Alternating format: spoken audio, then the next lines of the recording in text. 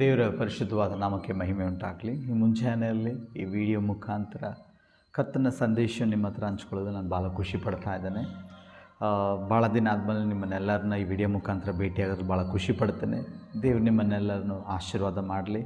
ಕಳೆದ ತಿಂಗಳೆಲ್ಲ ದೇವರು ಕಾಪಾಡಿ ನಮ್ಮ ನಡೆಸೋದಕ್ಕಾಗಿ ದೇವರು ನಾವು ವಂದನೆ ಸಲ್ಲಿಸೋಣ. ಇವತ್ತಿನ ದೇವರ ವಾಕ್ಯಕ್ಕಾಗಿ ನಾವು ಪ್ರಾರ್ಥನೆ ಮಾಡೋಣ. ನಮ್ಮನ್ನು ಭಾಳವಾಗಿ ಪ್ರೀತಿ ಮಾಡುವಂಥ ನಮ್ಮ ತಂದೆಯೇ, ಈ ಸಮಯಕ್ಕಾಗಿ ಸ್ತೋತ್ರ. ಈ ಸಮಯದಲ್ಲಿ ಸ್ವಾಮಿಯಪ್ಪ, ನಿಮ್ಮ ವಾಕ್ಯವನ್ನು ಧ್ಯಾನಿಸೋಕ್ಕೆ, ನಿಮ್ಮ ವಾಕ್ಯವನ್ನು ಓದೋಕ್ಕೆ, ನಿಮ್ಮ ಬೈಬಲಿಂದ ಸ್ವಾಮಿಯಪ್ಪ ಕೆಲವು ವಾಕ್ಯಗಳನ್ನ ನಾವು ತಿಳ್ಕೊಳ್ಳೋಕ್ಕೆ ನೀವು ಕೊಟ್ಟಂಥ ಅವಕಾಶಕ್ಕಾಗಿ ಸ್ತೋತ್ರ. ಈ ಸಮಯವನ್ನು ಆಶೀರ್ವಾದ ಮಾಡಿರಿ. ಈ ಸಮಯದಲ್ಲಿ ಸ್ವಾಮಿಯಪ್ಪ ದೇವರ ಆತ್ಮನೇ ನಮ್ಮ ಒಟ್ಟಿಗೆ ನಿಂತು ನಮಗೇನು ವಾಕ್ಯಗಳಿಂದ ನಮ್ಮ ಒಟ್ಟಿಗೆ ಮಾತಾಡೋಕ್ಕೆ, ಬಲಪಡಿಸೋಕ್ಕೆ, ಎಚ್ಚರಿಸೋಕ್ಕೆ, ಮಾರ್ಗದರ್ಶನ ನೀಡೋಕ್ಕೆ, ಪ್ರೋತ್ಸಾಹ ಪಡಿಸೋಕ್ಕೆ ನೀವು ತಿಳಿದಿದ್ದರೂ ನಿಮ್ಮ ಚಿತ್ತವನ್ನು ನೆರವೇರಿಸ್ರಿ. ಎಲ್ಲ ಆಟಂಕಗಳನ್ನು ನೀಗಿಸ್ರಿ. ಈ ಸಮಯವನ್ನು ಆಶೀರ್ವಾದ ಮಾಡಿರಿ. ಇಲ್ಲಿ ಈ ವಾಣಿಯನ್ನು ಕೇಳಿಸ್ಕೊಳ್ತಿರುವಂಥ ಪ್ರತಿಯೊಬ್ಬರನ್ನ, ಅವರ ಕುಟುಂಬಗಳನ್ನು ಆಶೀರ್ವಾದ ಮಾಡಿರಿ. ಯೇಸುವಿನ ನಾಮದಲ್ಲಿ ಬೇಡ್ತಾ ನಮ್ಮ ತಂದೆಯೇ, ಆಮೇನ್. ದೇವರ ಪರಿಶುದ್ಧವಾದ ನಾಮಕ್ಕೆ ಮಹಿಮೆ ಉಂಟಾಗಲಿ. ಈ ಸಮಯದಲ್ಲಿ ಎಷ್ಟೋ ಸಂದೇಶಗಳು ನಾವು ಕೇಳ್ತಾ ಇರ್ತೇವೆ. ಆದರೆ ಇವತ್ತಿನ ಒಂದು ವಿಶೇಷವಾದ ಕೆಲವು ಅಂಶಗಳನ್ನು ಸತ್ಯವೇದದಿಂದ ನಿಮ್ಮ ಹತ್ರ ಹಂಚ್ಕೊಳ್ಳೋಕೆ ನಾನು ಬಯಸ್ತಾ ಇದ್ದೀನಿ. ಮೊದಲನೇದಾಗಿ ಪ್ರಶ್ನೆ ಬಗ್ಗೆ, ಕ್ವಶನ್ ಮಾರ್ಕ್. ಭಾಳ ಜನರಿಗೆ ಈ ಕ್ವಶನ್ ಅಂದರೆ ಇಷ್ಟ ಆಗುತ್ತೆ, ಕೆಲವು ಜನರಿಗೆ ಕ್ವಶನ್ ಅಂದ್ರೇ ಭಾಳ ಕಷ್ಟ ಆಗುತ್ತೆ. ಏನಾದರೂ ಪ್ರಶ್ನೆ ಮೇಲೆ ಪ್ರಶ್ನೆ ಕೇಳಿದ್ವು ಅಂತಂದರೆ ಸಹಿಸ್ಕೊಳ್ಳೋಕ್ಕಾಗಂಗಿಲ್ಲ. ಕ್ವಶನ್ ಮೇಲೆ ಕ್ವಶನ್ ಕೇಳಿದ್ವು ಅಂತಂದರೆ ಒಂದು ಸ್ವಲ್ಪ ತಾಳ್ಮೆನ ಕಳ್ಕೊತೇವೆ. ಬೈಬಲಲ್ಲಿ ವಿಶೇಷವಾಗಿ ಒಂದು 7 ಪ್ರಶ್ನೆಗಳನ್ನ ನಾನು ಕಾಡ್ತಾ ಇದ್ದಂಥ ಪ್ರಶ್ನೆಗಳನ್ನ ನಿಮ್ಮ ಹತ್ರ ಹಂಚ್ಕೊಳ್ಳೋಕ್ಕೆ ನಾನು ಇಷ್ಟಪಡ್ತಾ ಇದ್ದೀನಿ. ಆ ಪ್ರಶ್ನೆಗಳ ಉತ್ತರ ಏನು, ಅದರ ಸಾರಾಂಶ ಏನು ಅಂತ ಹೇಳಿ, ಈ ದೇವರಿಗಿದ್ದಂಥ ಕ್ವಶನ್ಸ್ ಇರ್ಬೋದು, ಮನುಷ್ಯರಿಗಿದ್ದಂಥ ಕ್ವಶನ್ಸ್ ಇರ್ಬೋದು, ಕೆಲವು ಪ್ರಶ್ನೆಗಳಿಗೆ ಉತ್ತರವನ್ನು ಈ ದಿನದಲ್ಲಿ ನಾವು ಧ್ಯಾನ ಮಾಡೋಕ್ಕಿದ್ದೇವೆ. ಯಾರಾದರೂ ಒಬ್ಬರು ನಮಗೆ ಪ್ರಶ್ನೆ ಕೇಳಿದರೆ ದಯಮಾಡಿ ಅದನ್ನು ಅನಲೈಸ್ ಮಾಡಿರಿ. ಯಾಕೋ ಅವನಿಗೆ ಕನ್ಫ್ಯೂಷನ್ ಇದೆ, ಗಲಿಬಿಲಿದ್ದಾನೆ, ಅದಕ್ಕೆ ಇಷ್ಟು ಪ್ರಶ್ನೆಗಳು ಕೇಳ್ತಾನೆ. ಆ ಪ್ರಶ್ನೆಗಳನ್ನು ಕೇಳೋದು ಒಳ್ಳೆಯದಾಗತ್ತೆ. ಪ್ರಶ್ನೆಗಳನ್ನ ಸಮಾಧಾನದಿಂದ ಕೇಳಿ ಅದು ಉತ್ತರವನ್ನು ನಾವು ಆಗಲೇ ಹೇಳಬೇಕಂತ ಅವಶ್ಯಕತೆ ಇಲ್ಲ. ಒಂದು 2-3 ದಿನ ಬಿಟ್ಟು ಆ ಉತ್ತರ ಏನಿರ್ಬೋದು ಅಂತೇಳಿ ಅದನ್ನು ಪರೀಕ್ಷೆ ಮಾಡಿ ನಾವು ಆ ಪ್ರಶ್ನೆಗೆ ಉತ್ತರ ಕೊಟ್ಟರೆ ಅದೆಷ್ಟೋ ಸಮಾಧಾನವಾಗಿರುತ್ತೆ. ನಿಜನೇ, ಪ್ರಶ್ನೆಗಳಿಗೆ ಉತ್ತರ ಕೊಡೋದು ಒಂದು ದೊಡ್ಡ ವರ, ಅದು ದೇವರ ಕೃಪೆನೇ. ಭಾಳ ಜನರಿಗೆ ಹಲವಾರು ಪ್ರಶ್ನೆಗಳಿದ್ದಾವೆ. ಆ ಪ್ರಶ್ನೆಗಳಿಗೆ ಸಮಾಧಾನದಿಂದ ಆ ಉತ್ತರವನ್ನು ಕೊಟ್ಟು ಅದಕ್ಕೊಂದು ಪರಿಹಾರ ಮಾಡೋದು ದೊಡ್ಡ ವಿಷಯ. ಸತ್ಯವೇದದಲ್ಲಿ ಕೆಲವು ಪ್ರಶ್ನೆಗಳಿದ್ದಾವೆ. ಆ ಪ್ರಶ್ನೆಗಳು ನಿಮ್ಮ ಹತ್ರ ಹಂಚ್ಕೊಳ್ಳೋಕೆ ನಾನು ಬಯಸ್ತಾ ಇದ್ದೇನೆ. ಮೊದಲನೇ ಪ್ರಶ್ನೆ ದೇವರ ವಾಕ್ಯದಲ್ಲೇ, ಇಡೀ ಬೈಬಲಲ್ಲೇ ಮೊದಲನೇ ಪ್ರಶ್ನೆ, ಎಲ್ಲರಿಗೂ ಗೊತ್ತಿರುವಂಥ ಒಂದು ಪ್ರಶ್ನೆ. ನಾವು ಓದನ್ನು ಆದಿಕಾಂಡ 3ನೇ ಅಧ್ಯಾಯ 8-9 ವಚನಗಳು ಓದ್ರಿ. ತರುವಾಯ ಯೆಹೋವ ದೇವರು ಸಂಜೆಯ ತಂಗಾಳಿಯಲ್ಲಿ ತೋಟದೊಳಗೆ ಸಂಚರಿಸುತ್ತಿರುವಾಗ ಆ ಸ್ತ್ರೀ ಪುರುಷರು ಆತನ ಸಪ್ಪಳವನ್ನು ಕೇಳಿ ಆತನಿಗೆ ಕಾಣಿಸಬಾರದೆಂದು ತೋಟದ ಮರಗಳ ಹಿಂದೆ ಅಡಿಕೊಂಡರು. ಯೆಹೋವ ದೇವರು ಮನುಷ್ಯನಿಗೆ, ನೀನು ಎಲ್ಲಿರುತ್ತಿ ಎಂದು ಕೂಗಿ ಕೇಳಲು, ನೀನು ತೋಟದಲ್ಲಿ ಸಂಚರಿಸುವ ಸಪ್ಪಳವನ್ನು ನಾನು ಕೇಳಿ ಬೆತ್ತಲೆಯಾಗಿದ್ದೇನಲ್ಲ ಎಂದು ಹೆದರಿ ಅಡಿಕೊಂಡನು ಅಂದನು. ಸಾಕು. ದೇವ್ರ ನಾಮಕ್ಕೆ ಮಹಿಮೆ ಉಂಟಾಗಲಿ. ದ ಹೋಲ್ ಬೈಬಲಲ್ಲಿ ಫಸ್ಟ್ ಕ್ವಶನ್ ಇದೆ. ನಾವು ದೇವ್ರ ವಾಕ್ಯದಲ್ಲಿ ಓದುತ್ತೇವೆ, ಮನುಷ್ಯನ ದೇವರು ಸೃಷ್ಟಿ ಮಾಡಿದಾಗ ಆತನ ಹೋಲಿಕೆಯಂತೆ, ಆತನ ಸ್ವರೂಪದಂತೆ ಮನುಷ್ಯನ ದೇವರು ಸೃಷ್ಟಿ ಮಾಡಿದ್ದಾರೆ. ಆದಾಮನ ದೇವರು ಸೃಷ್ಟಿ ಮಾಡಬೇಕಾದ್ರೆ ಆದಿಕಾಂಡ 1ನೇ ಅಧ್ಯಾಯ 27ನೇ ವಚನದಲ್ಲಿ ಓದುತ್ತೇವೆ, ಆತನ ಹೋಲಿಕೆಯಂತೆ ದೇವರು ಸೃಷ್ಟಿ ಮಾಡಿದ್ದಾರೆ. ಸೃಷ್ಟಿ ಮಾಡಿದ ಮಾತ್ರ ಅಲ್ಲ, ದೇವರ ವ್ಯಕ್ತಿತ್ವ, ದೇವರ ಸ್ವಭಾವ, ದೇವರ ಕಾರ್ಯಗಳು ಹೇಗಿದ್ದಾವೋ ಆತನ ವ್ಯಕ್ತಿತ್ವದಿಂದನೇ, ಆತನ ಸ್ವರೂಪದಿಂದನೇ ಆತನಂತೆ ಒಬ್ಬ ಮನುಷ್ಯನ ಸೃಷ್ಟಿ ಮಾಡಿ, ಅವನು ಒಬ್ಬಟ್ಟನಾಗಿರೋದು ಒಳ್ಳೆಯದಲ್ಲ ಅಂಥೇಳಿ ಆತನ ಎಲುಬಲಿಂದಲೇ ಒಂದು ಸ್ತ್ರೀಯನ್ನು ಸೃಷ್ಟಿ ಮಾಡಿ ಇಬ್ಬರನ್ನ ಜೊತೆಯಾಗಿರ್ರಿ ಅಂಥೇಳಿ ದೇವರವ್ರನ್ನ ಸೃಷ್ಟಿ ಮಾಡಿದ್ನ ನಾವು ದೇವ್ರ ವಾಕ್ಯದಲ್ಲಿ ಓದುತ್ತಾ ಇದ್ದೇವೆ. ಅವ್ರ ಜೀವ ಇರುವಂಥ ಆತ್ಮವಾಗಿ ಸಂಚರಣೆ ಮಾಡ್ತಾ, ಸಾಯಂಕಾಲ ಸಮಯದಲ್ಲಿ ದೇವ್ರ ಜೊತೆ ಒಂದು ಸಹವಾಸವನ್ನು ಮಾಡ್ತಾ, ದೇವ್ರ ವಾಣಿಯನ್ನು ಕೇಳಿಸ್ಕೊತ, ದೇವರವ್ರ ಜೊತೆ ಮಾತಾಡೋಕ್ಕೆ ಇಷ್ಟಪಡ್ತಾಯಿದ್ರು, ಸ್ನೇಹವನ್ನು ಮಾಡೋಕ್ಕೆ ಇಷ್ಟಪಡ್ತಾಯಿದ್ರು, ಅನ್ಯೋನ್ಯತೆಯನ್ನು ಇಷ್ಟಪಡ್ತಾಯಿದ್ರು. ಅವ್ರನ್ನ ಪ್ರೀತಿಯಿಂದ ಸೃಷ್ಟಿ ಮಾಡಿಕೊಂಡವರು ಯಾವಾಗ ದೇವರ ಮಾತಿಗೆ ಅವಿವಿಧೇಯತರಾಗ್ತಾರೋ, ದೇವರ ಮಾತನ್ನು ಕೇಳಲಾರ್ದೆ ದೇವರ ಪ್ರಸನ್ನತೆಗೆ ದೂರವಾಗ್ತಾರೋ, ದೇವರ ವಾಕ್ಯದಲ್ಲಿ ಓದುತ್ತೇವೆ, ಯಾವಾಗ ದೇವರು ಮಾಡಬೇಡ ಅನ್ನುವಂಥ ವಿಷಯವನ್ನು ಮಾಡಿ ಪಾಪ ಅವ್ರ ಒಳಗೆ ಪ್ರವೇಶ ಆಗುತ್ತೋ, ನಾವು ದೇವ್ರ ವಾಕ್ಯದಲ್ಲಿ ಓದುತ್ತೇವೆ, ಅವರು ದೇವರು ಬರೋಕ್ಕಿಂತ ಮುಂಚೆ ಪ್ರತಿದಿನ ಸಾಯಂಕಾಲ ತಂಪಾದ ಸಮಯದಲ್ಲಿ ದೇವರು ಅವ್ರನ್ನ ಹುಡುಕೊಂಡು ಬರ್ತಾಯಿದ್ರು, ಅವ್ರನ್ನ ಜೊತೆ ಮಾತಾಡ್ತಾಯಿದ್ರು. ಈ ಸಮಯದಲ್ಲಿ ಬಂದಾಗ ದೇವರು ಪ್ರಸನ್ನತೆಯಲ್ಲಿ ಬಂದಾಗ ಅವ್ರು ಹೋಗಿ ಅಡುಕೊಂತ ಇದ್ದಾರೆ, ದೇವರಲ್ಲಿ ಹುಡುಕುವಂಥವರಾಗಿದ್ದಾರೆ. ಅವಾಗ ದೇವರೊಂದು ಪ್ರಶ್ನೆ ಕೇಳ್ತಾ ಇದ್ದಾರೆ, ಆದಾಮೇ ನೀ ಎಲ್ಲಿದೆಯಾ ಅಂತೇಳಿ. ಇದೊಂದು ದೊಡ್ಡ ಕ್ವಶನ್ ಮಾರ್ಕ್ ಇದು. ಈ ಪ್ರಶ್ನೆ ನಮ್ಮ ಜೀವನದಲ್ಲಿ ಒಂದು ದೊಡ್ಡ ಬದಲಾವಣೆ ನೀಡುವಂಥ ಒಂದು ಪ್ರಶ್ನೆ ಆಗಿದೆ.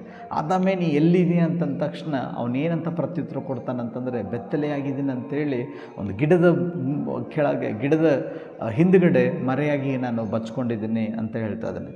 ಇಲ್ಲಿ ದೇವರು ಕೇಳುವಂಥ ಒಂದು ಪ್ರಶ್ನೆ, ಆದಾಮೇ ನೀ ಎಲ್ಲಿದೆಯಾ ಅಂತ ಜಿಯೋಗ್ರಫಿಕ್ ಆಗಿ, ಇಲ್ಲಾಂತಂದರೆ ಸ್ಥಳವನ್ನು ಕೇಳ್ತಾ ಇಲ್ಲ, ಎಲ್ಲಿದ್ದಾನೆ, ಎಲ್ಲಿ ಬಚ್ಕೊಂಡಿದ್ದಾನೆ ಅಂತೇಳಿ. ಕಾರಣ ಏನಂತಂದರೆ, ಕರ್ತನಾಗಿರುವಂಥ ದೇವರಿಗೆ ಕಣ್ಮರೆಯಾಗಿರುವಂಥದ್ದು ಯಾವುದೂ ಇಲ್ಲ. ಎಲ್ಲ ಆತನ ಮುಂದೆ ಬಟ್ಟ ಬಯಲಾಗಿದೆ. ಆತನ ಎಲ್ಲಿದ್ದಾನಂತಲ್ಲ, ಆಧ್ಯಾತ್ಮಿಕ ಜೀವನದಲ್ಲಿ, ಕರ್ತನ ಜೊತೆ ಇರುವಂಥ ಸಂಬಂಧದಲ್ಲಿ, ದೇವ್ರ ಜೊತೆ ಇರುವಂಥ ಒಂದು ಅನ್ಯೂನ್ಯತೆಯಲ್ಲಿ ಎಲ್ಲಿದ್ದಾನೆ ಅಂತೇಳಿ ಒಂದು ಪ್ರಶ್ನೆಯನ್ನು ಕೇಳುವಂಥವರಾಗಿದ್ದಾರೆ. ಈ ಮುಂಜಾನೆಯಲ್ಲಿ ಆ ಪ್ರಶ್ನೆಯಿಂದ ನಮ್ಮನ್ನು ಪರೀಕ್ಷೆ ಮಾಡ್ಕೊಳ್ಳೋದು ಭಾಳ ಪ್ರಾಮುಖ್ಯವಾಗಿದೆ. ಈ ಕಡೇ ದಿನಗಳಲ್ಲಿ ಬ್ಯುಸಿಯಾಗಿ ಪ್ರಯಾಣ ಮಾಡಿ ಓಡುವಂಥ ಒತ್ತಡ, ಹಲವಾರು ಕೆಲಸಗಳು, ಜವಾಬ್ದಾರಿ, ಒತ್ತಡ, ಸಭೆ, ಎಲ್ಲ ಕಾರ್ಯಗಳ ನಡುವೆ ನಾವು ಕರ್ತನ ಪ್ರಸನ್ನತೆಯಲ್ಲಿ, ನಮ್ಮ ಸಮರ್ಪಣೆಯಲ್ಲಿ, ದೇವ್ರ ಜೊತೆ ಇರುವಂಥ ಅನ್ಯೂನ್ಯತೆಯಲ್ಲಿ, ದೇವ್ರ ಜೊತೆ ಇರುವಂಥ ಒಂದು ಪ್ರಾರ್ಥನಾ ಜೀವಿತದಲ್ಲಿ, ಸತ್ಯವನ್ನು ಪಾರಾಯಣ ಮಾಡುವಂಥದ್ದು, ಸತ್ಯವೇದವನ್ನು ಧ್ಯಾನ ಮಾಡುವಂಥದ್ದು ಅನುಭವದಲ್ಲಿ, ಕರ್ತನ ಜೊತೆಯಲ್ಲಿರುವಂಥ ಅನ್ಯೂನ್ಯತೆಯಲ್ಲಿ, ಸಂಬಂಧದಲ್ಲಿ ನಾವೆಲ್ಲಿದ್ದೀವಿ ಅನ್ನೋದು ಪರೀಕ್ಷೆ ಮಾಡ್ಕೊಳ್ಳೋದು ಭಾಳ ಪ್ರಾಮುಖ್ಯವಾಗಿದೆ. ಈ ದಿನದಲ್ಲಿ ಎಲ್ಲ ಇದೆ. ಕುಟುಂಬ ಪ್ರಾರ್ಥನೆ ಇದೆ, ಹಾಡಿದೆ, ಪ್ರಾರ್ಥನೆ ಇದೆ, ಕಾಣಿಕೆ ಇದೆ, ಎಲ್ಲ ಇದೆ. ಆದರೆ ಯೇಸು ಸ್ವಾಮಿ ಮಾತ್ರ ಇಲ್ಲ. ನಿಜನೇ ಭಾಳ ಭಯಂಕರವಾದ ಕಠಿಣವಾದ ದಿನಗಳಲ್ಲಿ ನಾವು ಹೋಗುವಂಥ ದಿನರಾಗಿದ್ದೇವೆ. ಕರ್ತನ ಪ್ರಸನ್ನತೆಯನ್ನು ನಾವು ಹೊಂದಿಕೊಳ್ಳುವಂಥದ್ರಲ್ಲಿ, ದೇವರ ಪವಿತ್ರ ಆತ್ಮದ ಆಳ್ವಿಕೆ ನಮ್ಮ ಜೀವನದಲ್ಲಿರುವಂಥದ್ರಲ್ಲಿ, ಆತ್ಮದಿಂದ ತುಂಬಿಸಲ್ಪಟ್ಟು ಪ್ರಾರ್ಥನೆ ಮಾಡುವಂಥ ಪ್ರಾರ್ಥನೆ ಜೀವನದಲ್ಲಿ, ಸತ್ಯವನ್ನು ಆಳವಾಗಿ ಧ್ಯಾನ ಮಾಡುವಂಥದ್ದಲ್ಲಿ, ಏಕಾಂತಿಯಾಗಿ ಕರ್ತನ ಸಮ್ಮುಖದಲ್ಲಿ ನಾವು ಸಮಯವನ್ನು ಕಳೆಯುವಂಥ ಅನುಭವದಲ್ಲಿ ನಾವೆಲ್ಲಿದ್ದೀವಿ ಅಂತೇಳಿ ನಾವು ಪರೀಕ್ಷೆ ಮಾಡಿಕೊಳ್ಳೋದು ನಾವು ಭಾಳ ಪ್ರಾಮುಖ್ಯವಾಗಿದೆ. ಆದಾಮು ಅದೇ ಏದೇನ್ ತೋಟದಲ್ಲಿ ದೈಹಿಕವಾಗಿ ಆತನ ಪ್ರಸನ್ನತೆ ಇದೆ, ದೈಹಿಕವಾಗಿ ಅಲ್ಲೇ ಇದ್ದಾನೆ. ಆದರೆ ಕರ್ತನ ಕಣ್ಣು ಮುಂದೆ ಆತನು ಮರೆಯಾಗಿದ್ದಾನೆ ಅಂತಂದರೆ ದೇವರ ಪ್ರಸನ್ನತೆ ಬಿಟ್ಟು ಆತನು ದೂರವಾಗಿದ್ದಾನೆ. ಇಲ್ಲ ಅಂತಂದರೆ ದೇವ್ರ ಜೊತೆ ಇರುವಂಥ ಅನ್ಯೂನ್ಯತೆಯಿಂದ ದೂರವಾಗಿದ್ದಾನೆ. ಇಲ್ಲಾಂದರೆ ದೇವ್ರ ಜೊತೆ ಇರುವಂಥ ಸಂಬಂಧದಿಂದ ದೂರವಾಗಿದ್ದಾನೆ. ದೈಹಿಕವಾಗಿ ನಾವೆಲ್ಲರೂ ಕಾಣಿಸ್ಕೊತಾ ಇದ್ದೀವಿ, ಕರ್ತನ ಸನ್ನಿಧಾನದಲ್ಲೇ ಕಾಣಿಸ್ಕೊತಾ ಇದ್ದೀವಿ, ದೇವರು ವಾಣಿಯನ್ನು ಕೇಳಿಸ್ಕೊತಾ ಇದ್ದೀವಿ. ಆದರೆ ನಾವು ಸ್ಪಂದಿಸುವಾಗ ಆತನ ಜೊತೆ ಇರುವಂಥ ಅನುಭವದಲ್ಲಾಗಿರ್ಬೋದು, ಪ್ರಾರ್ಥನೆ ಜೀವನದಲ್ಲಾಗಿರ್ಬೋದು, ಆ ಪರಿಶುದ್ಧ ಜೀವನದಲ್ಲಾಗಿರ್ಬೋದು, ನಮ್ಮ ಸಮರ್ಪಣೆ ಜೀವನದಲ್ಲಾಗಿರ್ಬೋದು, ನಾವೆಲ್ಲಿದ್ದೀವಿ ಅಂತೇಳಿ ಮುಂಚಾನೆ ಪರೀಕ್ಷೆ ಮಾಡ್ಕೊಳ್ಳೋದು ಭಾಳ ಪ್ರಾಮುಖ್ಯವಾಗಿದೆ. ಜಿಯೋಗ್ರಫಿಕ್ ಆಗಿಯೋ, ಸ್ಥಳದಿಂದನೋ, ಇಲ್ಲಾಂತಂದರೆ ದೈಹಿಕವಾಗಿಯೋ ಅಲ್ಲ, ಆಧ್ಯಾತ್ಮಿಕವಾಗಿ ಕರ್ತನ ಸಮ್ಮುಖದಲ್ಲಿ ನಾನು ಎಲ್ಲಿದ್ದೀನಿ, ನನ್ನ ಪ್ರಾರ್ಥನೆ ಜೀವನ ಸರಿಯಾಗಿದೆಯಾ, ಪರಿಶುದ್ಧವಾದ ಜೀವನ ಸರಿಯಾಗಿದೆಯಾ, ಕರ್ತನ ಜೊತೆ ಸಂಬಂಧ ಸರಿಯಾಗಿದೆಯಾ, ಇಲ್ಲಾಂತಂದರೆ ಯಾವುದಾದ್ರೂ ಮುಚ್ಚುಮರೆ ಪಾಪಗಳನ್ನ ನನ್ನ ಆಳ್ವಿಕೆ ಮಾಡ್ತಾ ಇದ್ದಾವ, ನಮ್ಮನ್ನು ಪರೀಕ್ಷೆ ಮಾಡಿಕೊಂಡು ಕರ್ತನ ಜೊತೆ ಇರುವಂಥ ಸಂಬಂಧನ ಇನ್ನೂ ದೃಢಪಡಿಸ್ಕೊತ, ಸರಿಪಡಿಸ್ಕೊತ ನಾವು ಮುಂದೋಗೋದು ಭಾಳ ಪ್ರಾಮುಖ್ಯವಾಗಿದೆ. ಮೊದಲನೇ ಪ್ರಶ್ನೆ, ಆದಾಮನ್ನು ದೇವರು ಹುಡುಕಿದಾಗ ಆತನ ಭಯದಿಂದ ತುಂಬಿದಂಥವನಾಗಿ, ನಾಚಿಕೆಯಿಂದ ತುಂಬಿದಂಥವನಾಗಿ, ಆತನು ಬಚ್ಕೊಂಡಂಥವನಾಗಿದ್ದಾನೆ. ನಮ್ಮನ್ನು ಈ ಸಲ ದೇವರು ನಾವೆಲ್ಲಿದ್ದೀವಿ ಅಂತಂದರೆ, ಭಯ ನಮ್ಮನ್ನು ಕಾಡ್ತಾ ಇದೆಯಾ, ನಾಚಿಕೆ ನಮ್ಮನ್ನು ಕಾಡ್ತಾ ಇದೆಯಾ, ಇಲ್ಲಾಂತಂದ್ರೆ ನಾವು ಜವಾಬ್ದಾರಿಗಳನ್ನು ಬೇಜವಾಬ್ದಾರಿ ಮಾಡ್ತಾ, ಇದು ನಾನು ತೊಗೊಳಕ್ಕೆ ಒಳ್ಳೆ, ನನ್ನ ಸಮಯ ಇನ್ನೂ ಬಂದಿಲ್ಲ, ನಾನು ಮುಂದೆ ಬರ್ತೇನೆ, ದೇವ್ರ ಕಡೆ ಬರ್ತೀನಿ ಅಂತೇಳಿ ಕಾರಣಗಳನ್ನು ಅಲಕ್ಷ್ಯ ಮಾಡ್ತಾ, ದೇವರ ಕರುವಿಕೆಯನ್ನು ಅಲಕ್ಷ್ಯ ಮಾಡ್ತಾ ದೂರ ಇದ್ದೀವ. ಇವೆಲ್ಲ ಯಾವುದು ಸೂಚನೆ ಅಂತಂದರೆ, ಕರ್ತನ ನಮ್ಮ ಜೊತೆ ಇರುವಂಥ ಸಂಬಂಧ ಸರಿಯಾಗಿಲ್ಲ ಅನ್ನೋದಕ್ಕೆ ಅದು ಸೂಚನೆ ಆಗಿರುತ್ತೆ. ಒಂದು, ಭಯ, ನಾಚಿಕೆ, ನಾವು ಅಡುಕೊಳ್ಳುವಂಥದ್ದು. ಈ ಮೂರು ವಿಷಯಗಳು ಆದಾಮನ ಜೀವನದಲ್ಲಿ ಕಾಡ್ತಾ ಇತ್ತು. ಮೊದಲನೇದಾಗಿ, ದೇವರ ವಾಣಿಯನ್ನು ಆತನ ಕೇಳಿಸ್ಕೊಂಡಿದ್ದ ತಕ್ಷಣ ಆತನೊಳಗೆ ಭಯ ಉಂಟಾಗ್ತಾ ಇದೆ. ಎರಡನೇದಾಗಿ, ಆತನಲ್ಲಿ ದೇವರ ಪ್ರಸನ್ನತೆಯಲ್ಲಿ ದೇವರನ್ನ ಎದುರು ನೋಡೋಕ್ಕೆ ಪ್ರೀತಿಯಿಂದ ಓಡಿ ಬಂದಂಥವನ್ನೇ, ಪ್ರೀತಿಯಿಂದ ದೇವ್ರ ಜೊತೆ ಮಾತಾಡಿಸ್ತಂಥವನ್ನೇ ಆತನು ನಾಚ್ಕೊತಾ ಇದ್ದಾನೆ, ಭಯ ಪಡ್ತಾ ಇದ್ದಾನೆ, ನಾಚ್ಕೊತಾ ಇದ್ದಾನೆ, ಅಡುಕ್ಕೊತಾ ಇದ್ದಾನೆ. ನಾವು ಹಲವಾರು ಸತಿ ನಾವು ದೇವ್ರ ಜೊತೆ ನಮ್ಮ ಸಂಬಂಧ ಸರಿಯಾಗಿಲ್ಲ ಅನ್ನೋದಕ್ಕೆ ಈ ಮೂರು ಸೂಚನೆಗಳು ಭಾಳ ಪ್ರಾಮುಖ್ಯವಾಗಿದೆ. ಭಯ ನಮ್ಮನ್ನು ಕಾಡ್ತಾ ಇರುತ್ತೆ, ಒಂದು ರೀತಿಯಾದ ನಾಚಿಕೆ ನಮ್ಮನ್ನು ಕಾಡ್ತಾ ಇರುತ್ತೆ. ಕಡೆಯಾಗಿ ನೋಡಿದರೆ ಎಲ್ಲ ವಿಷಯದಲ್ಲಿ ನಾವು ಅಡುಕ್ಕೊತಾ ಇರ್ತೀವಿ ಅಂತಂದರೆ ಹಿಂದಿಂದ ಹೋಗ್ತಾ ಇರ್ತೀವಿ. ಮೂರು ವಿಷಯಗಳನ್ನು ಧೈರ್ಯವಾಗಿ ನಾವು ಬರೋದಾದರೆ ದೇವರು ನಮ್ಮನ್ನು ಬಲವಾಗಿ ಉಪಯೋಗ ಮಾಡ್ಕೊಳ್ಳೋಕೆ ಆತನ ಶಕ್ತನಾಗಿ. ಎರಡನೇ ಪ್ರಶ್ನೆ, ಮೊದಲನೇದಾಗಿ ಆದಾಮೇ ನೀ ಎಲ್ಲಿದೆ ಅಂತೇಳಿ. ಎರಡನೇ ಪ್ರಶ್ನೆ ಭಾಳ ಪ್ರಾಮುಖ್ಯವಾದ ಒಂದು ಪ್ರಶ್ನೆ. ಓದನ್ನು ಎಸ್ತೇರ್ 4:14 ವಚನ ಓದನ್ನು. ಸುಮ್ಮನಿದ್ದು ಬಿಟ್ಟರೆ ಬೇರೆ ಕಡೆಯಿಂದ ಯೆಹೂದ್ಯರಿಗೆ ಸಹಾಯವೂ ವಿಮೋಚನೆಯೂ ಉಂಟಾದವು. ನೀನಾದರೂ ನಿನ್ನ ತಂದೆ ಮನೆಯವರೊಡನೆ ನಾಶವಾಗುವೆ. ಇದಲ್ಲದೆ ನೀನು ಇಂಥ ಸಂದರ್ಭಕ್ಕಾಗಿಯೇ ಪಟ್ಟಕ್ಕೆ ಬಂದಿರಬಹುದು. ಯಾರು ಬರುವುದು ಎಂದು ಹೇಳಿ ಕಳಿಸಿದನು. ಸಾಕ್ರೆ. ಇಲ್ಲಿ ದೇವ್ರ ವಾಕ್ಯದಲ್ಲಿ ನಾವು ಓದುತ್ತೇವೆ, ಎಸ್ತೇರಿಗೊಂದು ಪ್ರಶ್ನೆ ಬರ್ತಾ ಇದೆ. ಯಾವ ರೀತಿಯಾದ ಯಾವ ಸಂದರ್ಭದಲ್ಲಿ ಪ್ರಶ್ನೆ ಬರ್ತಾ ಇದೆ ಅಂತಂದರೆ, ಮೊರ್ದೆಖಾಯ್ ಅನ್ನುವಂಥ ವ್ಯಕ್ತಿ ಎಸ್ತೇರ್ ಜೊತೆ ಮಾತಾಡುವಂಥ ಒಂದು ಮಾತು. ಅಲ್ಲಿ ಎಸ್ತೇರು ಒಬ್ಬ ಯಹೂದಳಾಗಿದ್ದಾಳೆ. ಯಹೂದಳಾಗಿದ್ದನ್ನು ಬಹಿರಂಗವಾಗಿ ಹೇಳ್ಕೊಳ್ಳಾರ್ದೆ, ಬಹಿರಂಗವಾಗಿ ತೋರಿಸ್ಕೊಳ್ಳಾರ್ದೆ ಅರಸನ ಮುಂದುಗಡೆ ನಿಂತುಕೊಂಡಾಗ ನಾವು ದೇವ್ರ ವಾಕ್ಯದಲ್ಲಿ ಓದುತ್ತೇವೆ, ಅರಸನ ದೃಷ್ಟಿಯಲ್ಲಿ ಆಕೆ ದಯವನ್ನು ಪಡ್ಕೊಂಡು ಈಗ 127 ಸಂಸ್ಥಾನಗಳು ಇದ್ದು ಆ ಸಂಸ್ಥಾನಗಳಿಗೆಲ್ಲ ಅರಸನಾಗಿದ್ದಂಥವನಿಗೆ ರಾಣಿಯಾಗಿದ್ದಾಳೆ. ಅಲ್ಲಿ ಯೆಹೂದರಿಗೆ ವಿರೋಧವಾಗಿ ಒಂದು ಕಾರ್ಯ ಬಂದಾಗ, ಯೆಹೂದರ ವಿರೋಧವಾಗಿ ಒಂದು ಆಮಾನು ಕುತಂತ್ರದಿಂದ ಆ ಹಣಕ್ಕಾಗಿ ಯೆಹೂದರನ್ನು ನಾಶವನ್ನು ಬಯಸ್ತಾ ಅರಸನಿಂದ ಪತ್ರವನ್ನು ಪಡ್ಕೊಂಡು ಯೆಹೂದರ ವಿರೋಧವಾಗಿ ಒಂದು ಕಾರ್ಯ ಬಂದಾಗ ಅಲ್ಲಿ ಮೊರ್ದೆಖಾಯ್ ಏನು ಮಾಡ್ತಾ ಇದ್ದಾನೆ, ಹೋಗಿ ಬಟ್ಟೆಯನ್ನು ಬೆಚ್ಚು ಬೂದಿಯನ್ನು ಹಚ್ಕೊಂಡು ಗೋಣಿ ಚೀಲವನ್ನು ಹಾಕ್ಕೊಂಡು ದೇವರ ಸಮ್ಮುಖದಲ್ಲಿ ದುಃಖದಿಂದ ಪ್ರಾರ್ಥನೆ ಮಾಡ್ತಾನೆ, ಕಣ್ಣೀರಿಂದ ಪ್ರಾರ್ಥನೆ ಮಾಡ್ತಾನೆ, ಯೆಹೂದರ ರಕ್ಷಣೆಗಾಗಿ ಗೋಳಾಡ್ತಾನೆ. ಆವಾಗ ಎಸ್ತೇರ್ ಕಡೆ ಬಂದು ಎಚ್ಚರಿಸುವಂಥ ಒಂದು ಮಾತೇನಂತಂದರೆ, ಅರಸನ ಮುಂದೆ ಈ ವಿಷಯನ ತಿಳಿಸು, ಆಮಾನ್ ಯೆಹೂದರ ವಿರೋಧವಾಗಿ ಕಾರ್ಯವನ್ನು ಮಾಡ್ತಾ ಇದ್ದಾನೆ, ಆಮಾನ್ ಯೆಹೂದರ ವಿರೋಧವಾಗಿ ಒಂದು ಕುತಂತ್ರ ಮಾಡ್ತಾ ಇದ್ದಾನೆ ಅಂತಂದಾಗ ಎಸ್ತೇರ್ ಅಂತಾಳೆ, ನಾನು ಮಾಡೋಕ್ಕೆ ಸಾಧ್ಯ ಇಲ್ಲ, ಅರಸನ್ನು ಭೇಟಿಯಾಗಲ್ಲ, ನನ್ನ ಭಯ ಅಂತಾಳೆ. ಈ ಭಯ ಕರ್ತನ ಜೊತೆ ಇರುವಂಥ ಸಂಬಂಧದಲ್ಲಿ ಸರಿಯಾದ ಒಂದು ಸೂಚನೆ ಅಲ್ಲ. ನಾಚಿಕೆ ದೇವರ ಸಮ್ಮುಖದಲ್ಲಿ ಒಂದು ಸೂಚನೆ ಅಲ್ಲ. ಅಡುಕೊಳ್ಳುವಂಥ ಒಂದು ವಿಷಯ ದೇವರ ಸಮ್ಮುಖದಲ್ಲಿ ನಾವು ಸರಿಯಾದ ಸಂಬಂಧದಲ್ಲಿ ಇದ್ದೀವಿ ಅನ್ನೋದಕ್ಕೆ ಒಂದು ಸರಿಯಾದ ಸೂಚನೆ ಅಲ್ಲ. 3 ವಿಷಯಗಳು ಎಸ್ತೇರ್ ಜೀವನವನ್ನು ಕಾಡುವಂಥದ್ದಾಗಿರುತ್ತೆ. ಭಯ ಪಡ್ತಾಳೆ, ನಾಚ್ಕೊತಾಳೆ, ಅಡುಕ್ಕೊತಾಳೆ, ಈ ಕೆಲಸ ನಾನು ಮಾಡೋಕ್ಕಾಗಲ್ಲ ಅಂತಾಳೆ. ಆ ಸಮಯದಲ್ಲಿ ನಾವು ದೇವರ ವಾಕ್ಯದಲ್ಲಿ ನಾವು ಓದುತ್ತೇವೆ, ಅಲ್ಲಿ ಮೊರ್ದೆಖಾಯ್ ಹೇಳುವಂಥ ಒಂದು ಮಾತು, ಈ ಸಮಯದಲ್ಲಿ ನೀನು ಮೌನವಾಗಿದ್ದರೆ, ಇಂಥ ಪರಿಸ್ಥಿತಿಯಲ್ಲಿ ಒಂದು ಕಡೆ ಯೆಹೂದರು ನಾಶವಾಗ್ತಾ ಇದ್ದಾರೆ, ಯೆಹೂದರು ನಾಶವಾಗುವಂಥ ಈ ಸಮಯದಲ್ಲಿ ನೀನು ಮೌನವಾಗಿದ್ದರೆ ಏನು ಮಾಡೋಕ್ಕಾಗಲ್ಲ, ಯೆಹೂದರ ರಕ್ಷಣೆ ನೋಡೋಕ್ಕೆ ಸಾಧ್ಯ ಇಲ್ಲ, ಅವರ ಒಟ್ಟಿಗೆ ನೀನು ನಾಶವಾಗ್ತಿ ಅಂತೇಳಿ ಅಲ್ಲಿ ಎಚ್ಚರಿಸುವಂಥವನಾಗಿದ್ದಾನೆ. ನಿಜನೇ, ಹಲವಾರು ಸತಿ ನಮ್ಮ ಜೀವನದಲ್ಲಿ ದೇವರೊಂದು ಸ್ಥಾನಮಾನವನ್ನು ಕೊಟ್ಟಿರ್ತಾರೆ. ರಾಣಿಯಾಗಿ ದೇವರು ನೇಮಿಸಿರುವಂಥ ಒಂದು ಉದ್ದೇಶ ದೇವರ ರಾಜ್ಯವನ್ನು ಕಟ್ಟೋಕ್ಕೆ, ರಾಣಿಯಾಗಿ ದೇವರು ನೇಮಿಸಿರುವಂಥ ಉದ್ದೇಶ ಅಲ್ಲಿ ಯೆಹೂದರಿಗೆ ಒಂದು ಗುರಾಣಿಯಾಗಿರೋಕ್ಕೆ, ದೇವರ ಸಂಕಲ್ಪವನ್ನು ಮಾಡೋಕ್ಕೆ, ದೇವರ ಚಿತ್ತವನ್ನು ಮಾಡೋಕ್ಕೆ, ದೇವರ ಉದ್ದೇಶದಿಂದನೇ ಕೆಲವು ಸ್ಥಾನಮಾನಗಳನ್ನು ದೇವರು ನಮ್ಮ ಜೀವನದಲ್ಲಿ ಆತನು ಅನುಗ್ರಹಿಸುವಂಥವನಾಗಿರ್ತಾನೆ, ದಯಪಾಲಿಸುವಂಥವನಾಗಿರ್ತಾನೆ. ಈ ಸಮಯದಲ್ಲಿ ದೇವರು ನಮಗೆ ಕೊಟ್ಟಂಥ ಒಂದು ಒಳ್ಳೆಯ ವರಗಳಾಗಿರ್ಬೋದು, ಸಮಯವಾಗಿರ್ಬೋದು, ಇಲ್ಲಾಂತಂದರೆ ಇನ್ಫ್ಲುಯೆನ್ಸ್ ಆಗಿರ್ಬೋದು, ಕೆಲಸವಾಗಿರ್ಬೋದು, ಸ್ಥಾನವಾಗಿರ್ಬೋದು, ಈ ಪೊಸಿಷನನ್ನು ಕೊಟ್ಟಿದ್ದಾನೆ, ಒಂದು ಹಿರಿತನವನ್ನು ಕೊಟ್ಟಿದ್ದಾರೆ, ಒಂದು ಸ್ಥಾನವನ್ನು ಕೊಟ್ಟಿದ್ದಾರೆ. ಈ ಸ್ಥಾನವನ್ನು ತಗೊಂಡು, ದೇವ್ರು ಕೊಟ್ಟಂಥ ಒಂದು ಕೃಪೆಯನ್ನು ತಗೊಂಡು, ದೇವ್ರು ಕೊಟ್ಟಂಥ ಟ್ಯಾಲೆಂಟನ್ನು ತಗೊಂಡು, ದೇವ್ರು ಕೊಟ್ಟಂಥ ಹಣವನ್ನು ತಗೊಂಡು, ದೇವ್ರು ಕೊಟ್ಟಂಥ ಕೆಲವು ವಿಷಯಗಳನ್ನು ತಗೊಂಡು ಕರ್ತನ ರಾಜ್ಯಕ್ಕಾಗಿ ಅದು ಉಪಯೋಗ ಆಗಲಿಲ್ಲ ಅಂತಂದರೆ, ದೇವರ ರಾಜ್ಯವನ್ನು ಕಟ್ಟಕ್ಕೆ ಅದು ಯಾವುದೇ ರೀತಿಯಾದ ಉಪಯೋಗ ಆಗಲಿಲ್ಲ ಅಂತಂದರೆ, ಸ್ಥಾನ ಮಾನ ಹಣ ಯಾವುದೇ ವಿಷಯ ರಿಸೋರ್ಸ್ ಇರ್ಬೋದು, ಎಲ್ಲವೂ ವ್ಯರ್ಥನೆ. ಎಸ್ತೇರ್ ರಾಣಿಯಾಗಿದ್ದರೂ ಆ ಟೈಮಲ್ಲಿ ಸ್ಪಂದಿಸಲಿಲ್ಲ ಅಂತಂದರೆ ಆ ಸ್ಥಾನ ವ್ಯರ್ಥನೆ. ಅದನ್ನೇ ಮೊರ್ದೆಖಾಯ್ ಎಚ್ಚರಿಸ್ತಾ ಇದ್ದಾನೆ, ನೀನು ಯೆಹೂದರ ಒಟ್ಟಿಗೆ ನಾಶವಾಗ್ತೀಯ ಅಂತೇಳಿ ಎಚ್ಚರಿಸುವಂಥವನಾಗಿದ್ದಾನೆ. ನಿಜಾನೇ, ದೇವರು ಕೊಟ್ಟಂಥ ವಿಷಯಗಳನ್ನು ಪಡ್ಕೊಂಡು ಸ್ಥಾನಮಾನಗಳನ್ನು ದೇವ್ರ ಕೆಲಸವನ್ನು ಮಾಡಲಾರ್ದೆ ಆತನಿಗೆ ವಿರೋಧವಾಗಿ ಮಾಡೋದಾದರೆ ನಾವು ಅವ್ರ ಜೊತೆ ನಾಶವಾಗೋದು ದೇವ್ರ ವಾಕ್ಯ ನಮ್ಮನ್ನು ಎಚ್ಚರಿಸುವಂಥದ್ದಾಗಿದೆ. 2ನೇ ಸಲ ಈ ಮಾತಾಗಿದ್ದ ತಕ್ಷಣ ಎಸ್ತೇರ ಸ್ಪಂದನೆ ಹೇಗಿತ್ತು? ಮೊರ್ದೆಖಾಯ್ ಕಡೆ ಹೇಳಿ ಕಳಿಸ್ತಾಳೆ, ನೀವೆಲ್ಲರೂ ಉಪವಾಸವರ್ರಿ, ನಾನು ಅರಸನ ಹೋಗಿ ಭೇಟಿ ಆಗ್ತೇನೆ ಅಂತೇಳಿ. ಅವಳು ಉಪವಾಸದಿಂದ ಸಿದ್ಧತೆ ಆಗ್ತಾಳೆ, ಒಳ್ಳೆ ರಾಣಿಗಾಗಿರುವಂಥ ವಸ್ತ್ರಗಳನ್ನು ಹಾಕ್ಕೊತಾಳೆ. ದೇವ್ರ ವಾಕ್ಯದಲ್ಲಿ ಓದುತ್ತೇವೆ, ಆಕೆ ತೊಗೊಂಡಂಥ ತೀರ್ಮಾನ, ನಾನು ಸತ್ರೂ ಸಾಯ್ತೀನಿ ಬಿಟ್ಟರೆ ನಾನೇನು ಮಾಡ್ತೀನಿ, ಹೋಗಿ ಅರಸನ್ನು ಭೇಟಿ ಆಗ್ತೇನೆ ಅಂತೇಳಿ ಒಂದು ನಿರ್ಧಾರನ ತೊಗೊಳ್ಳೋಂಥವ್ರು. ಮೊದಲನೇದಾಗಿ ಬೇಡ ಅಂತೇಳಿ ತಿರಸ್ಕಾರ ಮಾಡಿದವಳು. 2ನೇದಾಗಿ ಯಾವಾಗ ಈ ಸಮಯದಲ್ಲಿ ನೀನು ಮೌನವಾಗಿದ್ದರೆ ಈ ಸ್ಥಾನಮಾನ ಯಾಕೆ ಅಂತೇಳಿ ಪ್ರಶ್ನೆ ಬಂದಾಗ ಅಲ್ಲಿ ಒಳಗೆ ದೇವ್ರ ಕಾರ್ಯ ಮಾಡಿ, ನಾನು ಸತ್ತರೆ ಸಾಯ್ತೀನಿ, ನಾನು ಈ ಕಾರ್ಯಕ್ಕಾಗಿ ನಿಂತ್ಕೊತೀನಿ, ನಾನು ಹೋಗಿ ಅರಸನ್ನು ಭೇಟಿ ಆಗ್ತೀನಿ, ಮಾತಾಡ್ತೀನಿ ಅಂತೇಳಿ ಮುಂದೋಗುವಂಥವಳಾಗಿದ್ದಾಳೆ. ನಮ್ಮ ಜೀವನದಲ್ಲಿಯೂ ದೇವರು ಕೆಲವು ಕೃಪೆಗಳನ್ನು ಕೊಟ್ಟಿರ್ತಾರೆ, ವರಗಳನ್ನು ಕೊಟ್ಟಿರ್ತಾರೆ, ತಾಲಂತನ್ನು ಕೊಟ್ಟಿರ್ತಾರೆ, ಕೆಲವು ವಿಶೇಷವಾದ ಕೆಲವು ಆಶೀರ್ವಾದಗಳನ್ನು ಕೊಟ್ಟಿರ್ತಾರೆ, ಸ್ಥಾನವನ್ನು ಕೊಟ್ಟಿರ್ತಾರೆ, ಕೆಲಸವನ್ನು ಕೊಟ್ಟಿರ್ತಾರೆ, ಉದ್ಯೋಗವನ್ನು ಕೊಟ್ಟಿರ್ತಾರೆ.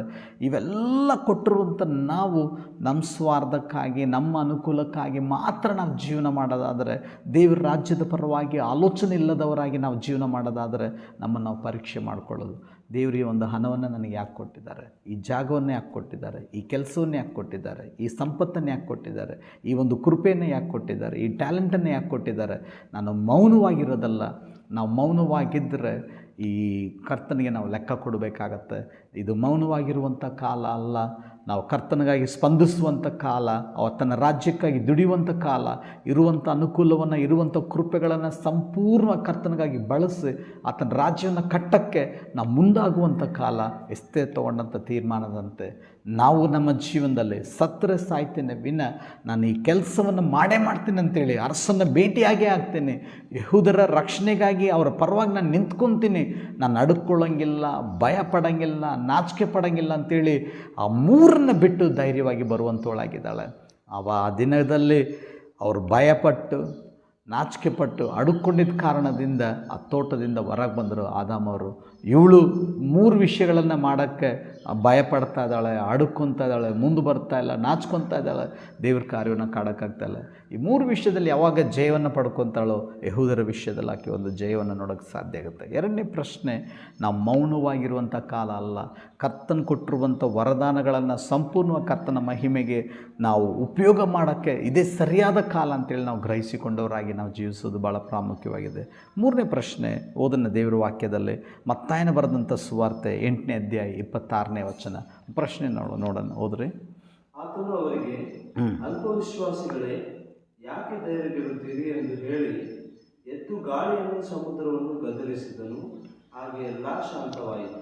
ಅವಾಗ ಯೇಸು ಸ್ವಾಮಿ ಶಿಷ್ಯರು ನೋಡಿ ಒಂದು ಪ್ರಶ್ನೆಯನ್ನು ಕೇಳ್ತಾ ಇದ್ದಾರೆ, ಯಾಕೆ ನೀವು ಧೈರ್ಯ ಹೇಳುತ್ತೀರಿ ಅಂತೇಳಿ. ಹಲವಾರು ಸತಿ ನಾವು ಭಾಳ ಸೋತೋಗ್ತೀವಿ, ಧೈರ್ಯ ಇಲ್ಲ ಅಂಥೇಳಿ ಕುಗ್ಗಿ ಹೋಗ್ತೀವಿ ಸಮಸ್ಯೆಗಳು ಬಂದಾಗ.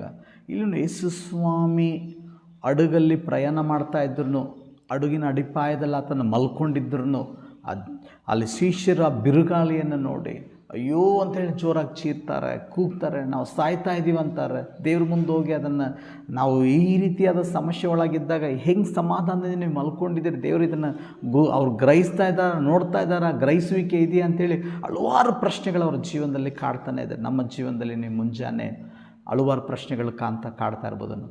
ಯೇಸು ಸ್ವಾಮಿ ಅವ್ರ ಜೊತೆಯಲ್ಲಿದ್ದೂ ಸಮಸ್ಯೆ ಒಳಗಾದರು.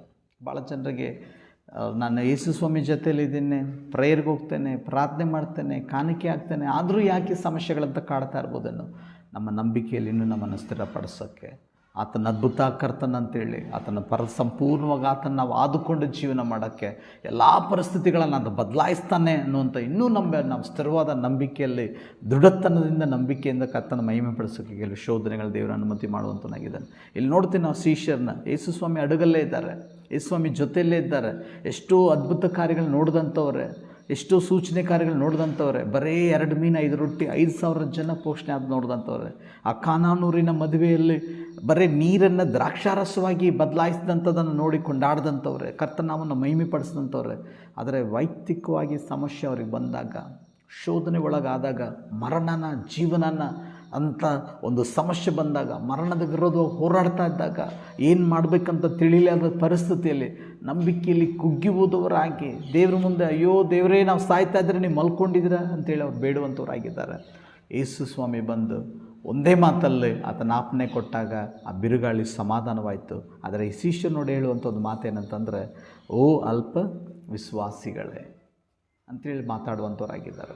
ನಿಜನೇ ಈ ಸಮಯದಲ್ಲಿ ಹಲವಾರು ಕಾರ್ಯಗಳನ್ನು ದೇವರು ನಮ್ಮ ಜೀವನದಲ್ಲಿ ಮಾಡ್ತಾಯಿದ್ರು, ಎಲ್ಲೋ ಒಂದು ಕಡೆ ನಾವು ಶೋಧನೆ ಒಳಗೆ ಹೋದಾಗ, ನಮ್ಮ ನಂಬಿಕೆ ಶೋಧಿಸಲ್ಪಟ್ಟಾಗ ನಾವು ಕುಗ್ಗಿ ಹೋಗ್ತಾ ಇದ್ದೀವೇನೋ, ಸರಿಯಾಗಿ ದೇವ್ರ ಕಡೆ ಆ ನಂಬಿಕೆಯಲ್ಲಿ ಸ್ಥಿರವಾಗಿ ಇರೋಕ್ಕಾಗ್ತಾ ಇಲ್ಲೇನೋ, ಮನುಷ್ಯರನ್ನ ಆಧಾರವಾಗಿ ತೊಗೊತಾ ಇದ್ದೀವೇನೋ, ನಮ್ಮ ಜ್ಞಾನವನ್ನು ಆಧಾರವಾಗಿ ತೊಗೊತಾ ಇದ್ದೀವೇನೋ, ಇಲ್ಲಾಂದರೆ ನಮ್ಮ ಬಲವನ್ನು ಆಧಾರವಾಗಿ ತೊಗೊತಾ ಇದ್ದೀವೇನೋ, ಇಲ್ಲಾಂತಂದರೆ ಡಾಕ್ಟರ್ಸ್ನ ಆಧಾರವಾಗಿ ತೊಗೊತಾ ಇದ್ದೀವೇನೋ, ಇಲ್ಲಾಂತಂದರೆ ಬೇರೆ ರೀತಿಯಾದ ವಿಷಯಗಳನ್ನು ಆಧಾರವಾಗಿ ತೊಗೊತಾ, ಪ್ರಾರ್ಥನೆ ಒಟ್ಟಿಗೆ ಇವನ್ನೆಲ್ಲ ನಾವು ಆಧಾರವಾಗಿ ತೊಗೊತಾ ಇದ್ದೀವೇನೋ. ಈ ಸಮಯದಲ್ಲಿ ನಾವು ಸಂಪೂರ್ಣವಾದ ಭರವಸೆ ಕರ್ತನ ಮೇಲೆ ಇಟ್ಟಂಥವರಾಗಿ, ಸ್ಥಿರವಾದ ನಂಬಿಕೆಯಲ್ಲಿ ನಾವು ಇಡುವಂಥವರಾಗಿ, ಯೇಸು ಸ್ವಾಮಿ ನಮ್ಮನ್ನು ನೋಡಿದಾಗ, ಓ ಅಲ್ಪ ವಿಶ್ವಾಸಿಗಳೇ, ಅರ್ಧಂಬರ್ಧ ನಂಬಿಕೆ ಎಲ್ಲೋ ಇದೆ, ಅರ್ಧ ಭರವಸೆ ಎಲ್ಲೋ ಇದೆ, ಹಣದನ್ನು ಆಧಾರವಾಗಿ ತೊಗೊಂಡಂಥವರಾಗಿ, ವೈದ್ಯರನ್ನ ಆಧಾರವಾಗಿ ತೊಗೊಂಡಂಥವರಾಗಿ, ವೈದ್ಯರ ಮೇಲೆ ನಂಬಿಕೆ ಇರಬೇಕು. ಆದರೆ ಅದಕ್ಕಿಂತ ಹೆಚ್ಚಾಗಿ ಕರ್ತನ ಮೇಲೆ ಸಂಪೂರ್ಣವಾದ ನಂಬಿಕೆ ಇಟ್ಟು ಆತನ ಚಿತ್ತದಂತೆ ನಡೆಯುವಂಥವರಾಗಿ ನಮ್ಮ ಜೀವನದಲ್ಲಿ ಕಾಣಿಸ್ಕೊಳ್ಳೋದು ಭಾಳ ಪ್ರಾಮುಖ್ಯವಾಗಿದೆ. ಈ ಸಮಯದಲ್ಲಿ ನಮ್ಮ ನಂಬಿಕೆ ಶೋಧನೆ ಒಳಗಾದಾಗ ಯೇಸು ಸ್ವಾಮಿ ಮೇಲೆ ಸಂಪೂರ್ಣವಾದ ಭರವಸೆ ಇಟ್ಟು ನಾವು ಮುಂದೋಗೋದು ಭಾಳ ಪ್ರಾಮುಖ್ಯವಾಗಿದೆ. ಅಪೊಸ್ತಲರಾಗಿದ್ದಂಥ ಪೌಲನು ಸೀಲನು ಬಂಧಿಸಲ್ಪಟ್ಟಾಗ, ಅವರ ಸೆರೆಮನೆಯಲ್ಲಿದ್ದಾಗ ದೇವರ ವಾಕ್ಯದಲ್ಲಿ ಓದುತ್ತೇವೆ, ಅವರು ದೇವರನ್ನ ಆರಾಧನೆ ಮಾಡಿದಾಗ, ದೇವರ ಆತ್ಮದಿಂದ ತುಂಬಿಸಲ್ಪಟ್ಟು ಕರ್ತನಾಮನ ಮಹಿಮೆ ಪಡಿಸಿದಾಗ ಆ ಸೆರೆಮನೆ ಭೂಕಂಪ ಉಂಟಾಯಿತು. ಸೆರೆಮನೆ ಬಾಗಿಲುಗಳು ಮುರಿದೋಯ್ತು. ಅಲ್ಲೆಲ್ಲ ಕತ್ತಲುಂಟಾಗ್ತದೆ. ಆ ಸಮಯದಲ್ಲಿ ಅವರು ಹೊರಗೆ ಹೋಗೋಕ್ಕೆ ವಿಚಾರ ಅಲ್ಲಿ ನಿಂತಾಗ ಆ ಸೆರೆಮನೆ ಅಧಿಕಾರಿ ಆತ್ಮಹತ್ಯೆ ಮಾಡ್ಕೊಳ್ಳೋಕೆ ಪ್ರಯತ್ನ ಮಾಡ್ತಾನೆ. ಎಲ್ಲರೂ ಓಡೋಗಿರ್ತಾರೆ, ಮತ್ತು ನಾನು ಜವಾಬ್ದಾರಿ ಕೊಡಬೇಕಾಗತ್ತೆ, ನನ್ನದೇ ಜವಾಬ್ದಾರಿ ಅಂತೇಳಿ. ಆಗ ಪೌಲನು ಗಂಭೀರವಾದ ವಾಣಿಯಿಂದ ಕೇಳ್ತಾನೆ, ನಾವೆಲ್ಲ ಓಡೋಗಲಿಲ್ಲ, ಇಲ್ಲೇ ಇದ್ದೇವೆ ಅಂತೇಳಿ. ಅವು ಸೆರೆಮನೆ ಅಧಿಕಾರಿ ಕೇಳಿದಂಥ ಒಂದು ಮಾತೇನಂತಂದರೆ, ನಾನು ರಕ್ಷಿಸಲ್ಪಡೋಕ್ಕೆ ಏನು ಮಾಡಬೇಕಂತೇಳಿ. ಪೌಲನನ್ನು ನೋಡಿ ಹೇಳುವಂಥ ಒಂದು ಮಾತು, ನೀನು ಕರ್ತನಾಗಿರುವಂಥ ಯೇಸುವಿನ ಮೇಲೆ ನಂಬಿಕೆ ಇಡು, ನೀನು ನಿನ್ನ ಮನೆಯವರು ರಕ್ಷಣೆ ಹೊಂದುತ್ತೀರಂತೇಳಿ. ನಂಬಿಕೆ ಅನ್ನೋದು ಭಾಳ ಪ್ರಾಮುಖ್ಯವಾಗಿದೆ. ಯಾವ ಸಮಯದಲ್ಲಿ, ಪರಿಸ್ಥಿತಿಗಳು ಸರಿಯಾಗಿದ್ದಂಥ ಸಮಯದಲ್ಲಲ್ಲ, ಎಲ್ಲ ಚೆನ್ನಾಗಿ ನಡೀತಾ ಇದ್ದಾಗ ನಾವು ನಂಬಿಕೆಯಿಂದಿರೋದಲ್ಲ, ಎಲ್ಲೋ ಒಂದು ಅಗತ್ಯಗಳಿಗಾಗಿ ನಂಬಿಕೆ ಇರೋದಲ್ಲ. ನಮ್ಮ ಪರಿಸ್ಥಿತಿ ಗಂಭೀರವಾದಾಗ, ಆ ಬಿರುಗಾಳಿ ಬೀಸಿದಾಗ, ಮರಣನ ಜೀವನ ಅನ್ನುವಂಥ ಪರಿಸ್ಥಿತಿ ಬಂದಾಗ, ಸರ್ವವು ಕಳ್ಕೊಂಡಂಥ ಅನುಭವ ಬಂದಾಗ, ಅಂತಃಕಾರ ನಮ್ಮನ್ನು ಸುತ್ತುಕೊಂಡಾಗ, ನಾವು ನಂಬಿಕೆಯಲ್ಲಿ ಸ್ಥಿರವಾಗಿದ್ದು ಕರ್ತನ ಪರಿಸ್ಥಿತಿಗಳನ್ನು ಬದಲಾಯಿಸ್ತಾನೆ. ನನ್ನ ಭರವಸೆ ಮನುಷ್ಯರ ಮೇಲೋ, ಬಲದ ಮೇಲೋ, ಇಲ್ಲಾಂತಂದರೆ ಈಗ ಲೋಕದಲ್ಲಿರುವಂಥ ಯಾರ ಮೇಲೆ ಅಲ್ಲ, ಸಂಪೂರ್ಣವಾಗಿ ಕರ್ತನಾಗಿರುವಂಥ ಯೇಸು ಮೇಲೆ ನನ್ನ ಭರವಸೆ ಇಟ್ಟಿದ್ದೇನೆ ಅಂತೇಳಿ ಆತನ ಮೇಲೆ ನಮ್ಮ ನಂಬಿಕೆ ಇಟ್ಟು ಹೋಗೋದು ಭಾಳ ಪ್ರಾಮುಖ್ಯವಾದ. ಮೂರನೇ ಪ್ರಶ್ನೆ, ಯೇಸು ಸ್ವಾಮಿ ಹೇಳಿದಂಥ ಪ್ರಶ್ನೆ ನಾವು ನೋಡ್ತಾ ಇದ್ದೇವೆ ದೇವ್ರ ವಾಕ್ಯದಲ್ಲಿ. ಓ ಅಲ್ಪ ವಿಶ್ವಾಸಿಗಳೇ, ಇನ್ನೂ ನಿಮ್ಮಲ್ಲಿ ನಂಬಿಕೆ ಇಲ್ವಾ ಅಂತೇಳಿ ಕೇಳುವಂಥವ್ರಾಗಿದ್ದಾರೆ. ಈ ಮುಂಚಾನೆ ಎಲ್ಲವನ್ನು ಮಾಡಿದ್ರು ನಮ್ಮ ಕಡೆ ಆ ನಂಬಿಕೆಯಲ್ಲಿ ಇನ್ನೂ ಕೊರತೆ ಇರೋದಾದರೆ ನಮ್ಮನ್ನು ನಾವು ಪರೀಕ್ಷೆ ಮಾಡಿಕೊಂಡು ನಮ್ಮಲ್ಲಿರೋಂಥ ಭಯವನ್ನು ಬಿಟ್ಟು ಬಿಡುವಂಥವರಾಗಿ, ನಾಚಿಕೆಯನ್ನು ಬಿಟ್ಟು ಬಿಡುವಂಥವರಾಗಿ, ನಾವು ಅಡುಕೊಂಡಿರುವಂಥದನ್ನು, ಹಿಂದುಳಿದಿರುವಂಥ ವಿಷಯಗಳನ್ನು ಬಿಟ್ಟುಕೊಡುವಂಥವರಾಗಿ ಕ್ರಿಸ್ತನ ವಿಷಯದಲ್ಲಿ ಮುಂದಾಗೋಕ್ಕೆ ನಾವು ಪ್ರಯತ್ನ ಮಾಡುವಂಥವರಾಗಿ. ನಾಲ್ಕನೇ ಪ್ರಶ್ನೆ ಓದೋಣ. ಎಕ್ಸೋಡಸ್ 4ನೇ ಅಧ್ಯಾಯ 2ನೇ ವಚನ, ವಿಮೋಚನ ಕಾಂಡ 4ನೇ ಅಧ್ಯಾಯ 2ನೇ ವಚನ ಓದ್ರಿ. ಯೆಹೋವನು ಅವನನ್ನು, ಅದೇನು ನಿನ್ನ ಕೈಯಲ್ಲಿರುವುದು ಎಂದು ಕೇಳಿದನು. ಅವನು, ಇದು ಕೋಲು ಅಂದನು. ಸಾಕ್ರೆ, ಇಲ್ಲಿ ದೇವರು ಮೋಶೆಗೆ ಒಂದು ಪ್ರಶ್ನೆ ಕೇಳ್ತಾರೆ, ಅದೇ ನಿನ್ನ ಕೈಯಲ್ಲಿರೋದು ಅಂತೇಳಿ. ಆತನು ಕೊಡುವಂಥ ಉತ್ತರ ಏನಂತಂದರೆ ಒಂದು ಕೋಲು ಅಂತೇಳಿ. ನೋಡ್ರಿ ಎಂಥ ಪರಿಸ್ಥಿತಿ ಅಂತೇಳಿ. 40 ವರ್ಷ ಐಗುಪ್ತ ದೇಶದಲ್ಲಿ ಬೆಳೆದಂಥವನು ಒಬ್ಬನ ಕೊಲೆ ಮಾಡಿ ಇನ್ನೊಂದು 40 ವರ್ಷ ಮೀದಿಯಾನ್ ದೇಶಕ್ಕೆ ಎತ್ತರೋ ಅವ್ರ ಮಾವರ ಮನೆಗೆ ಓಡೋದಂಥ ಒಬ್ಬ ವ್ಯಕ್ತಿ, ದಿನನಿತ್ಯ ಕುರಿಗಳನ್ನು ಕಾಯ್ತಾ ಇರೋಂಥನು, ಆ ದೇವರ ಬೆಟ್ಟವಾಗಿರುವಂಥ ಹೋರೇಬನ್ನು ನೋಡಿದಾಗ ಆಶ್ಚರ್ಯ ಕಾರ್ಯ ಇನ್ನೂ ಹತ್ರ ಹೋಗಿ ನಾನು ನೋಡ್ತೇನೆ ಅಂತೇಳಿ ಅಲ್ಲಿ ಹೋದಾಗ ದೇವರು ಅವನ ಜೊತೆ ಮಾತಾಡ್ತಾ ಇದ್ದಾರೆ.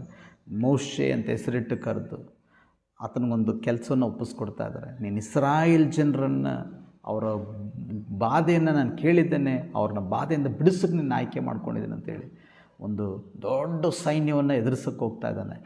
ಎದುರಿಸೋಕ್ಕೆ ಹೋಗೋನು ಸಿದ್ಧತೆಯಿಂದ ಹೋಗ್ಬೇಕು.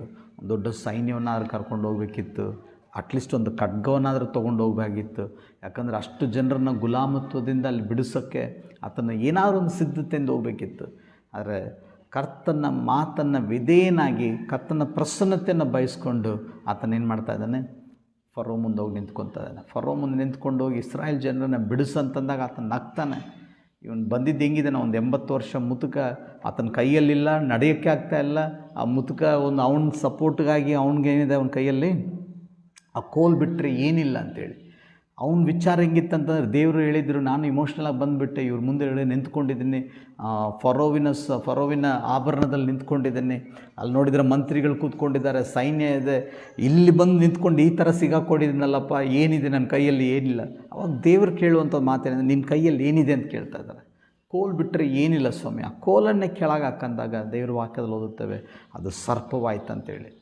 ಅಲ್ಲಿರುವಂಥ ಫರೋ ನಗ್ತಾನೆ, ಇಷ್ಟೇನ ಕರೀರಿ, ನಮ್ಮ ಜೊತೆನೂ ಈ ಬ್ಲ್ಯಾಕ್ ಮ್ಯಾಜಿಕ್ ಮಾಟ ಮಂತ್ರ ಮಾಡೋರಿದ್ದಾರೆ, ಮಾಂತ್ರಿಕರಿದ್ದಾರೆ, ಕರೀರಿ ಅವ್ರನ್ನ ಅಂತೇಳಿ ಅವ್ರ ಕೋಲನ್ನು ಹಾಕಿದಾಗಲೂ ಅವು ಹಾವುಗಳಾಗ್ತವೆ. ಆದರೆ ಮೋಶೆ ಹಾಕಿದಂಥ ಹಾವು ಕೋಲು ಉಳಿದಂಥ ಎಲ್ಲರ ಹಾವುಗಳನ್ನು ತಿಂದು ಬಿಡುತ್ತೆ ಅಂತೇಳಿ ದೇವ್ರ ವಾಕ್ಯದಲ್ಲಿ ನಾವು ಓದುತ್ತಾ ಇದ್ದೇವೆ. ಈ ಸಮಯದಲ್ಲಿ ನಾವು ಮಾಡಬೇಕಾಗಿರೋದಂದ್ರೆ ದೇವ್ರು ನಮ್ಮನ್ನು ನೋಡಿ ಕೇಳ್ತಾನೆ, ನಿನ್ನ ಕೈಯಲ್ಲಿರೋದನ್ನು. ನನ್ನ ಕಡೆ ಏನಿಲ್ಲ ಸ್ವಾಮಿ, ನಿಮ್ಮ ಸೇವೆ ಮಾಡೋಕ್ಕೆ ಆಸೆ, ನಿಮ್ಮ ರಾಜ್ಯ ಕಟ್ಟೋಕ್ಕೆ ಆಸೆ, ಕರ್ತನಿಗಾಗಿ ಉಪಯೋಗ ಆಗೋಕ್ಕೆ ಆಸೆ, ಆದರೆ ನನಗಂತ ಒಂದು ಬ್ಯಾಕ್ಗ್ರೌಂಡ್ ಇಲ್ಲ ಅಂತ ಅದ್ರಿಗೆ ಬೇಕಾಗಿರುವಂಥ ವ್ಯವಸ್ಥೆ ಇಲ್ಲ, ಅದಕ್ಕೆ ಬೇಕಾಗಿರುವಂಥ ಒಂದು ಪ್ರೋತ್ಸಾಹ ಇಲ್ಲ, ಅದಕ್ಕೆ ಬೇಕಾಗಿರುವಂಥ ಒಂದು ಮಾರ್ಗದರ್ಶನ ಇಲ್ಲ ಅಂತಂದರೆ ರಿಸೋರ್ಸ್ ಇಲ್ಲ, ಹಣ ಇಲ್ಲ ಅಂತಂದರೆ ನನ್ನ ಕಡೆ ಏನಿಲ್ಲ, ಆದರೆ ಒಂದು ಆಸಕ್ತಿ ಇದೆ, ಕರ್ತನ ಮಾತನ್ನು ನಾನು ಕೇಳಿ ಆತನ ಸೇವೆ ಮಾಡೋಕ್ಕೆ ನನಗೆ ಒಂದು ಆಸಕ್ತಿ ಇದೆ ಅನ್ನೋದಾದರೆ ನಿಮ್ಮ ಕೈಯಲ್ಲೇನಿದೆಯೋ ಒಣಗೋಗಿರುವಂಥ ಬರೀ ಕೋಲಾಗಿರ್ಬೋದು, ಅದನ್ನು ಒಂದು ದೊಡ್ಡ ರಾಜ್ಯವನ್ನೇ ಬದಲಾಯಿಸೋಕ್ಕೆ, ಕರ್ತನ ದೊಡ್ಡ ಉದ್ದೇಶವನ್ನು ನೆರವೇರಿಸೋಕ್ಕೆ ನಿಮ್ಮ ಕಡೆ ಇದ್ದಿದ್ದನ್ನೇ ದೇವರು ಬಳಸ್ಕೊಳ್ಳೋಕೆ ಆತನು ಶಕ್ತನಾಗಿದ್ದಾನೆ. ದೇವರು ದೊಡ್ಡ ಕಾರ್ಯಗಳನ್ನು ಮಾಡುವಂಥನಾಗಿದ್ದಾನೆ. 4ನೇ ಪ್ರಶ್ನೆ ನಿಮಗೂ ಬರುವಂಥ ಪ್ರಶ್ನೆ, ನಿಮ್ಮ ಕೈಯಲ್ಲಿ ಏನಿದೆ? ಏನಿಲ್ಲದೆ ಇರೋದನ್ನು ದೇವ್ರು ಏನು ಮಾಡ್ತಾರೆ? ಉಪಯೋಗ ಮಾಡ್ಕೊಳ್ಳೋಕೆ ಆತನ ಶಕ್ತನಾಗಿದ್ದಾನೆ. ಬರೇ ಒಣಗೋಗಿರುವಂಥ ಕೋಲನ್ನು ಒಂದು ಐಗುಪ್ತ ದೇಶದಲ್ಲಿ 420 ವರ್ಷ ಗುಲಾಮತ್ವದಲ್ಲಿದ್ದಂಥ ಜನರನ್ನು ಬಿಡಿಸಿ ಕರ್ತನ ವಾಗ್ದಾನ ಮಾಡಿದಂಥ ಕಾನಾನಿಗೆ ನಡೆಸೋಕ್ಕೆ ಆತನ ಬಲಾತನಾಗಿದ್ದಾನೆ ಅಂತಂದರೆ ನಿಮ್ಮ ಕೈಯಲ್ಲಿಲ್ಲದೆ ಇರುವಂಥದ್ದು ನಿಮಗೆ ಉಪಯೋಗ ಇದೆಯೋ ಇಲ್ಲೋ ಗೊತ್ತಿಲ್ಲ, ಕರ್ತನ ಅದನ್ನು ಆತನ ಮಹಿಮೆಗಾಗಿ ಬಳಸೋಕ್ಕೆ ಆತನು ಶಕ್ತನಾಗಿದ್ದಾನೆ. 5ನೇ ಪ್ರಶ್ನೆ, ಎಜೇಕಿಯೇಲ ಪ್ರವಾದಿಯ ಪುಸ್ತಕ 37ನೇ ಅಧ್ಯಾಯ 3ನೇ ವಚನ ಓದನ್ನು. ಎಜೇಕಿಯೇಲ ಪ್ರವಾದಿಯ ಪುಸ್ತಕ 37:3. ಆತನು ನನ್ನನ್ನು, ನರಪುತ್ರನೇ, ಈ ಎಲುಬುಗಳಿಗೆ ಜೀವವು ಬರಬಹುದೋ ಎಂದು ಕೇಳಲು ನಾನು, ಕರ್ತನಾದ ಯೆಹೋವನೇ, ನೀನೇ ಬಲ್ಲೆ ಎಂದು ಉತ್ತರ ಕೊಟ್ಟೆನು. ಈ 5ನೇ ಪ್ರಶ್ನೆ ಭಾಳ ಪವರ್ಫುಲ್ ಪ್ರಶ್ನೆ. ಬೈಬಲಲ್ಲಿರುವಂಥ ಎಲ್ಲ ಪ್ರಶ್ನೆಗಳನ್ನ ನಿಮ್ಮ ಹತ್ರ ನಾನು ಮುಂದಿಡ್ತಾ ಇದ್ದೀನಿ. ಇಲ್ಲಿ ಎಜೇಕಿಯೇಲ್ ಅನ್ನುವಂಥ ಪ್ರವಾದಿಯನ್ನು ಕರ್ತನು ಕರ್ಕೊಂಡೋಗಿ ಒಂದು ಅರಣ್ಯಕ್ಕೆ ಕರ್ಕೊಂಡೋಗಿ ಎಷ್ಟು ವರ್ಷ ಆಯ್ತು ಅಂತ ಗೊತ್ತಿಲ್ಲ. ಅಲ್ಲಿ ಒಂದು ಬಹುಶಃ ಭಾಳ ವರ್ಷಗಳಿಂದ ದೊಡ್ಡ ಯುದ್ಧ ಆಗಿರ್ಬೋದೇನಲ್ಲಿ. ಯುದ್ಧ ಆಗಿ ಒಬ್ಬರೊಬ್ಬರನ್ನ ಕೊಲೆ ಮಾಡಿಕೊಂಡು ಅಲ್ಲೇ ಸತ್ತು ಬಿದ್ದು ಈಗ ಬರೇ ಎಲುಬು ತುಂಡುಗಳು, ಅದು ಒಣಗೋಗಿರುವಂಥ ಎಲುಬು ತುಂಡುಗಳು, ಜೀವ ಇಲ್ಲದಿರುವಂಥ ಎಲುಬುಗಳನ್ನು ಅಲ್ಲಿ ನೋಡ್ತಾ ಇದ್ದಾನೆ ಅರಣ್ಯದಲ್ಲಿ. ದೇವರು ಅವನಿಗೊಂದು ಪ್ರಶ್ನೆ ಕೇಳ್ತಾ ಇದ್ದಾರೆ. ಏನಂತ ಪ್ರಶ್ನೆ ಕೇಳ್ತಾ ಇದ್ದಾರೆ ಅಂತಂದರೆ, ಮನುಪುತ್ರನೇ, ಈ ಎಲುಬು ತುಂಡುಗಳು ಒಣಗೋಗಿರುವಂಥ ವಿಷಯಗಳು ಜೀವ ಉಂಟಾಗತ್ತಾ ಅಂಥೇಳಿ ಆತನೊಂದು ಪ್ರಶ್ನೆ ಕೇಳ್ತಾ ಇದ್ದಾನೆ. ಅದಕ್ಕೆ ಅವ್ರು ಕೊಡುವಂಥ ಉತ್ತರ ಏನಂತಂದರೆ, ಸ್ವಾಮಿ ನೀನೇ ಬಳ್ಳೆನು, ನಿಮಗೆ ಗೊತ್ತಿದೆ ಸ್ವಾಮಿ ಅಂತೇಳಿ ಉತ್ತರ ಕೊಡುವಂಥವನಾಗಿದ್ದಾನೆ. ನಿಜಾನೇ ದೇವರ ಆಲೋಚನೆ, ದೇವರ ಉದ್ದೇಶ ಇರೋದಾದರೆ, ದೇವರ ಕೃಪೆ ಇರೋದಾದರೆ, ಆ ದೇವರ ಅಭಿಷೇಕ್ತನ ಬಾಯಿ ಮಾತನ್ನು ದೇವರ ಆಶೀರ್ವಾದ ಮಾಡಿ ಆತನು ಯಾವಾಗ ಒಂದಾದರೂ ಆ ಎಲುಬು ತುಂಡುಗಳಿಗೆ ಪ್ರವಚನೆಯನ್ನು ಹೇಳ್ತಾನೋ, ದೇವ್ರ ಮಾತನ್ನು ನುಡಿತಾನೋ, ದೇವ್ರ ವಾಕ್ಯದಲ್ಲಿ ಓದುತ್ತೇವೆ, ಮರಣವು ಜೀವವು ನಮ್ಮ ನಾಲ್ಗೆ ವಶ ಅಂತೇಳಿ. ಜೀವವನ್ನು ಮಾತಾಡಿದಾಗ ಅಲ್ಲಿ ಒಣಗೋಗಿರುವಂಥ ಎಲುಬುಗಳು ಮತ್ತೆ ಜೀವ ಉಂಟಾಗಿ ಮಹಾ ಸೈನ್ಯವಾಗಿ ನಿಂತ್ಕೊಂತಂತೇಳಿ ದೇವ್ರ ವಾಕ್ಯದಲ್ಲಿ ನಾವು ಓದುವಂಥವರಾಗಿದ್ದೇವೆ. ನಿಜಾನೇ ಈ ಸಮಯದಲ್ಲಿ ನಾವು ಇನ್ನೊಂದು ಪ್ರಶ್ನೆಯನ್ನು ದೇವರು ನಮ್ಮ ಮುಂದೆ ಮಾತಾಡುವಂಥವರಾಗಿದ್ದಾರೆ. ನಮ್ಮನ್ನು ಕರ್ಕೊಂಡೋಗಿ ಈ ಗದಗ ಪಟ್ಟಣ, ಇಲ್ಲಾಂತಂದರೆ ನೀವು ಯಾವುದೇ ಜಾಗದಲ್ಲಿಂದ ನೋಡ್ತಾ ಇರ್ಬೋದು, ಆ ಪಟ್ಟಣ ರಕ್ಷಣೆ ಹೊಂದ್ಕೊಳ್ಳೋಕ್ಕೆ ಸಾಧ್ಯನಾ? ಈ ಕುಟುಂಬ ಚೆನ್ನಾಗಾಗೋಕ್ಕೆ ಸಾಧ್ಯನಾ? ಇಲ್ಲಾಂತಂದರೆ ಈ ಬಿಡುಗಡೆ ಉಂಟಾಗೋಕ್ಕೆ ಸಾಧ್ಯನಾ ಅಂತ ಪ್ರಶ್ನೆ ಕೇಳುವಂಥವರಾಗಿದ್ದಾರೆ. ನಾವು ಕರ್ತನು ಎಲ್ಲವನ್ನು ಮಾಡೋಕ್ಕೆ ಸಾಧ್ಯವಾಗಿದ್ದಾನೆ. ಮರಣವು ಜೀವವು ನಮ್ಮ ನಾಲ್ಗೆ ವಶ ಇದೆ. ನಾವು ಅಧಿಕಾರವನ್ನು ದೇವರು ನಮಗೆ ಕೊಟ್ಟಿದ್ದಾರೆ. ಪವಿತ್ರ ಆತ್ಮದಿಂದ ತುಂಬಿಸಲ್ಪಟ್ಟವರಾಗಿ, ಆತ್ಮ ಪ್ರೇರೇಪಣೆಯಿಂದ ನಡೆಸಲ್ಪಟ್ಟಂಥವರಾಗಿ, ನಂಬಿಕೆಯಿಂದ ನಾವು ಆ ಮಾತುಗಳನ್ನು ಪ್ರಕಟಣೆ ಮಾಡೋದಾದರೆ, ಅರಿಕೆ ಮಾಡೋದಾದರೆ, ಆ ಮಾತುಗಳಲ್ಲಿ ಜೀವ ಉಂಟಾಗುತ್ತೆ. ಸತ್ತೋಗಿರೋದು, ಒಣಗೋಗಿರೋದು ಮತ್ತೆ ಪುನಃ ಜೀವಿಸೋಕ್ಕೆ ದೇವರು ಅಲ್ಲಿ ಕಾರ್ಯವನ್ನು ಮಾಡೋಕ್ಕೆ, ಆತನ ಇಂಥ ಕಾರ್ಯ ಮಾಡೋಕ್ಕೆ ಆತನು ಶಕ್ತನಾಗಿದ್ದಾನೆ. ನಮ್ಮ ಜೀವನದಲ್ಲಿ ನಾವು ಮಾಡಬೇಕಾಗಿರೋದಂದರೆ, ಆತನ ಆತ್ಮದಿಂದ ಕರೆದೊಯ್ಯಲ್ಪಟ್ಟು, ದೇವರ ಆತ್ಮದಿಂದ ನಡೆಸಲ್ಪಟ್ಟು ಅರಣ್ಯಕ್ಕೆ ಕರ್ಕೊಂಡು ಹೋಗುವಂಥವನಾಗಿದ್ದಾನೆ. Every time lead by the holy spirit. ನಾವು ಪವಿತ್ರ ಆತ್ಮದಿಂದ ನಡೆಸಲ್ಪಟ್ಟಂಥವರಾಗಿ, ಕರ್ತನ ಪ್ರಸನ್ನತೆಯನ್ನು ತುಂಬಿದಂಥವರಾಗಿ ನಾವು ನುಡಿಯುವಂಥ ಮಾತುಗಳನ್ನು ದೇವರು ಆಶೀರ್ವಾದ ಮಾಡ್ತಾರೆ. ಅಲ್ಲಿ ಜೀವನ ಉಂಟು ಮಾಡೋಕ್ಕೆ ಆತನು ಬಲಾತನಾಗಿದ್ದಾನೆ. ಈ ಸಮಯದಲ್ಲಿ ಈ ಪಟ್ಟಣ ರಕ್ಷಣೆ ಹೊಂದ್ಕೊಳ್ಳುತ್ತಾ ನಿಜನೇ, ಪರಿಸ್ಥಿತಿ ಗಂಭೀರವಾಗಿದೆ. ಎಷ್ಟೋ ರೀತಿಯಾದ ವಿಷಯಗಳು, ನಮಗೆ ವಿರೋಧವಾದ ಕಾರ್ಯಗಳು ನಡೀತಾ ಇದ್ದಾವೆ. ಸಭೆ ಮೇಲೆ ಹಲವಾರು ದಾಳಿಗಳನ್ನು ನೋಡ್ತಾ ಇದ್ದೇವೆ. ಸೇವಕರ ಮೇಲೆ ಹಲವಾರು ಕಾರ್ಯಗಳು ನೋಡ್ತಾ ಇದ್ದೇವೆ. ನಾವು ಈ ಸಮಯದಲ್ಲಿ, ಸಭೆ ಪರ್ಸಿಕ್ಯೂಟ್ ಆಗುವಂಥ ಸಮಯದಲ್ಲಿ, ಸಭೆ ದಾಳಿಗೆ ಒಳಗಾಗುವಂಥ, ಹಿಂಸೆಗೆ ಒಳಗಾಗುವಂಥ ಸಮಯದಲ್ಲಿ ನಾವು ಸೋತು ಹೋಗಲಾರ್ದೆ, ಈ ಒಣಗೋಗಿರುವಂಥ ಪ್ರಾಂತ್ಯವು, ಈ ಬರೆಯಾಗಿರುವಂಥ ಪ್ರಾಂತ್ಯವು, ಸ್ವಾರ್ಥಕ್ಕೆ ಅಡ್ಡಿಯಾಗಿರುವಂಥ ಪ್ರಾಂತ್ಯವು ಕರ್ತನು ಆತನ ಅನುಕೂಲವಾಗಿ ನಡೆಸೋಕೆ ಆತನ ಬಲಾತನಾಗಿದ್ದಾನೆ. ಪ್ರತಿಯೊಬ್ಬರಲ್ಲಿ ಆ ಜೀವನ ನೋಡೋಕ್ಕೆ ಸಾಧ್ಯ ಆಗುತ್ತೆ, ಬಿಡುಗಡೆ ನೋಡೋಕ್ಕೆ ಸಾಧ್ಯ ಆಗುತ್ತೆ, ರಕ್ಷಣೆ ನೋಡೋಕ್ಕೆ ಸಾಧ್ಯ ಆಗುತ್ತೆ. ನಾವು ದೇವರ ಆತ್ಮದಿಂದ ನಡೆಸಲ್ಪಟ್ಟಂಥವರಾಗಿ ನಾವು ಪ್ರವಚನ ಹೇಳೋದಾದರೆ, ಕುಟುಂಬಗಳು, ದೇಶಗಳು, ಪ್ರಾಂತ್ಯಗಳು, ನಮ್ಮ ಜಿಲ್ಲೆಗಳಲ್ಲಿ ದೇವ್ರದ್ದು ಜೀವನ ನೋಡೋಕ್ಕೆ, ಒಣಗೋಗಿರುವಂಥ ಭೂಮಿಯಲ್ಲಿ ಕರ್ತನ ಪ್ರಸನ್ನತೆ ಚಲಿಸುವಂಥ ನಾವು ನೋಡೋಕ್ಕೆ ಸಾಧ್ಯವಾಗುತ್ತೆ. ದೇವರ ಅಂಥ ಒಂದು ಶಕ್ತಿಯನ್ನು ನಮಗೆ ಕೊಟ್ಟಿದ್ದಾರೆ. ನಮ್ಮ ಅಧಿಕಾರವನ್ನು, ದೇವರು ಕೊಟ್ಟಂಥ ಕಾರ್ಯವನ್ನು, ನಮ್ಮ ಕರುವಿಕೆಯನ್ನು, ನಮ್ಮಲ್ಲಿರುವಂಥ ದೇವರ ಆತ್ಮದ ಪ್ರಭಾವವನ್ನು ಅರಿತಂಥವರಾಗಿ ಆ ನಂಬಿಕೆಯಲ್ಲಿ ನಾವು ದೇವರ ಆತ್ಮದಿಂದ ನಡೆಸಲ್ಪಟ್ಟು ಆತನ ಕಾರ್ಯಕ್ಕಾಗಿ ನಿಂತ್ಕೊಳ್ಳುವಾಗ ನಮ್ಮಿಂದ ದೇವರು ದೊಡ್ಡ ಕಾರ್ಯಗಳು ಮಾಡುವವನಾಗಿದ್ದಾನೆ. ಕಾರಣ ಈ ಲೋಕದಲ್ಲಿರೋಣಕ್ಕಿಂತ ನಮ್ಮಲ್ಲಿರೋನು ದೊಡ್ಡ ದೇವರಾಗಿದ್ದಾರೆ. 6ನೇದಾಗಿದ್ದಂಥ ಪ್ರಶ್ನೆ ಭಾಳ ಆಶ್ಚರ್ಯ ಉಂಟಾಯ್ತು ನನಗೆ. ದೇವರು ಯಾಕೆ ಪ್ರಶ್ನೆ ಕೇಳಿದ್ರು ಅಂತೇಳಿ ಯೋಹಾನ್ ಬರೆದಂಥ ಸುವಾರ್ತೆ 21ನೇ ಅಧ್ಯಾಯ 15ನೇ ವಚನ ಹೋದರೆ, ಅವರು ಊಟವಾದ ಮೇಲೆ ಯೇಸು ಸೀಮೋನ್ ಪೇತ್ರನನ್ನು, ಯೋಹಾನನ ಮಗನಾದ ಸೀಮೋನನೇ, ನೀನು ಇವರಿಗಿಂತ ಹೆಚ್ಚಾಗಿ ನನ್ನ ಮೇಲೆ ಪ್ರೀತಿ ಇಟ್ಟಿದ್ದೀಯೋ ಎಂದು ಕೇಳಲು ಅವನು, ಹೌದು ಸ್ವಾಮಿ, ನಿನ್ನ ಮೇಲೆ ಮಮತೆ ಇಟ್ಟಿದ್ದೇನೆಂದು ನೀನೇ ಬಲ್ಲೆ ಅಂದನು.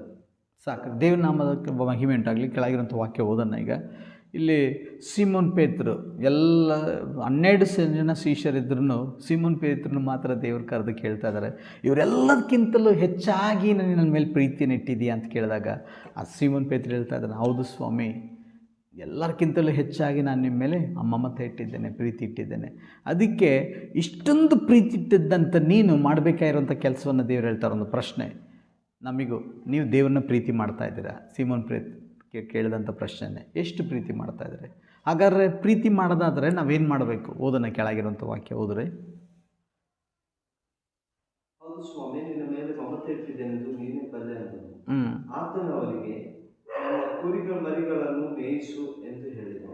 ಸಾಕ್ರೆ, ಇಲ್ಲಿ ದೇವ್ರ ವಾಕ್ಯದಲ್ಲಿ ಓದುತ್ತಾ ಇದೆ, ನಾವು ನಿಜವಾಗ್ಲೂ ದೇವ್ರ ಮೇಲೆ ಪ್ರೀತಿ ಇಡೋದಾದರೆ ನಾವೇನು ಮಾಡಬೇಕಂತಂದರೆ ಕುರಿ ಮರಿಗಳನ್ನು ಮೇಯಿಸುವಂಥವ್ರಾಗಿರಬೇಕು. ಭಾಳ ಜನ ಕುರಿಗಳನ್ನು ಮೇಯಿಸ್ತಾರೆ, ಭಾಳ ಜನ ಕುರಿಗಳ ಮೇಲೆ ದೃಷ್ಟಿನಿಟ್ಟಿರ್ತಾರೆ.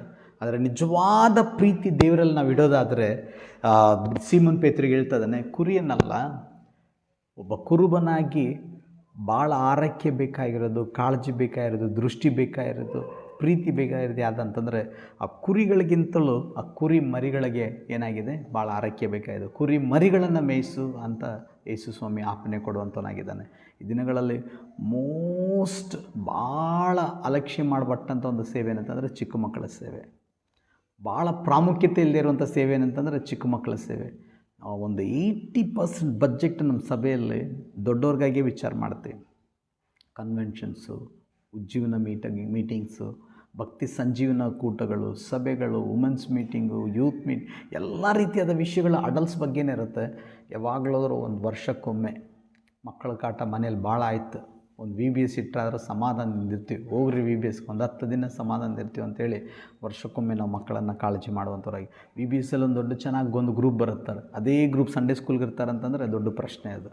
ಯಾಕಂದರೆ VBSಲ್ಲಿ ಜ್ಯೂಸ್ ಇರುತ್ತೆ, ಎಲ್ಲ ಇರುತ್ತೆ, ಚೆನ್ನಾಗಿ ಆಸಕ್ತಿ ಇರುತ್ತೆ, ಟೀಮ್ ವರ್ಕ್ ಇರುತ್ತೆ, ಖುಷಿ ಇರುತ್ತೆ.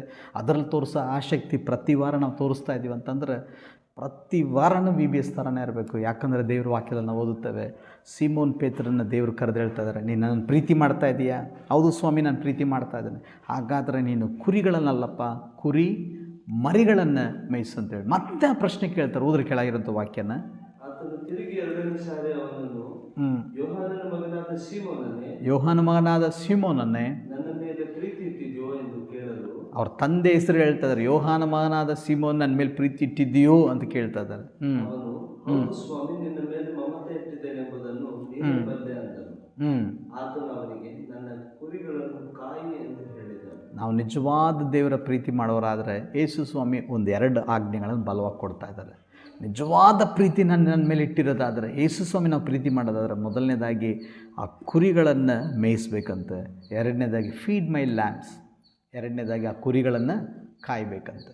ನಿಜಾನೇ ಒಂದು ಚಿಕ್ಕ ಅಡ್ವರ್ಟೈಸ್ಮೆಂಟ್ ಬಂದ್ರೂ ಏನು ಬಂದ್ರೂ ಬ್ಯಾಡ್ ಇನ್ಫ್ಲೂಯೆನ್ಸ್ ಪ್ರಭಾವದ ಮೇಲೆ ಮಕ್ಕಳನ್ನ ದಾರಿ ತಪ್ಪಿಸುವಂಥ ಕೆಲಸದಲ್ಲಿ ಇಂಟರ್ನೆಟ್ ಅಂತ, ಗೇಮ್ಸ್ ಅಂತ, ಆ ವಿಷಯಗಳಂತ ಸೈತಾನ ಹಲವಾರು ತಂತ್ರಗಳಿಟ್ಟಿರುವಾಗ ಈ ಮಕ್ಕಳ ವಿಷಯದಲ್ಲಿ ನಾವು ಇನ್ನೂ ಮೌಲ್ಯವಾಗಿರುವಾಗಿದ್ದೇವೆ. ನಮಗಿನ್ನೂ ಹಳೇ ಹಾಡುಗಳೇ ಆಗ್ತಾಯಿದ್ದಾವೆ. ಒಂದು ಪ್ರಭಾವಿತವಾದ ಜೀವನವನ್ನು, ಸಾಕ್ಷಿ ಜೀವನನ, ಮಕ್ಕಳನ್ನು ಬೆಂಕಿಯಿಂದ ಬಿಡಿಸುವಂಥದ್ದು, ಮಕ್ಕಳನ್ನು ವಾಕ್ಯದಲ್ಲಿ ಸ್ಥಿರಪಡಿಸುವಂಥದ್ದು, ಭಾರದಿಂದ ಮಾಡುವಂಥ ಅನುಭವ ಇಲ್ಲದಂಥವರಾಗಿದ್ದೇವೆ. ಈ ಸಮಯದಲ್ಲಿ ದೇವರ ಮಕ್ಕಳಾಗಿರುವಂಥ ನಾವು ಸಂಡೇ ಸ್ಕೂಲ್ ಟೀಚರ್ ಜವಾಬ್ದಾರಿ ಮಾತ್ರ ಅಲ್ಲ, ಇಲ್ಲ ಅಂತಂದರೆ ಮಕ್ಕಳ ಸೇವೆ ಮಾಡುವಂಥ ಜವಾಬ್ದಾರಿ ಮಾತ್ರ ಅಲ್ಲ. ದೇವ್ರ ವಾಕ್ಯದಲ್ಲಿ ಓದುತ್ತೇವೆ, ಆತನ್ನು ಪ್ರೀತಿಸ್ತಾ ಇದ್ದೀವಿ ಅಂತಂದರೆ ಪ್ರತಿಯೊಬ್ಬರು ಮಾಡಬೇಕಾಗಿರೋದು ನಾವು ಕುರಿಗಳನ್ನೆಲ್ಲ ಮರಿಗಳನ್ನು ಮೇಯಿಸುವಂಥವ್ರಾಗಿರಬೇಕು, ಆಹಾರ ಕೊಡುವಂಥವ್ರಾಗಿರ್ಬೇಕು. ಅಷ್ಟೇ ಅಲ್ಲ, ಅವರನ್ನು ನಾವು ಕಾಪಾಡಿಕೊಳ್ಳುವಂಥವ್ರಾಗಿರಬೇಕು.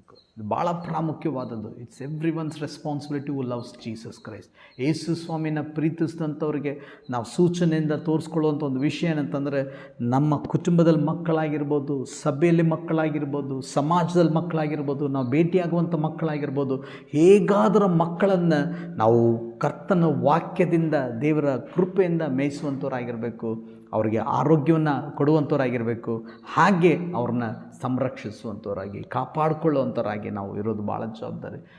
God is most concern about it. ಆ ಕುರಿಗಳಿಗಿಂತ ಕುರಿ ಮರಿ ಮೇಲೆ ದೇವರು ಮನಸ್ಸುಳ್ಳವರಾಗಿದ್ದಾರೆ.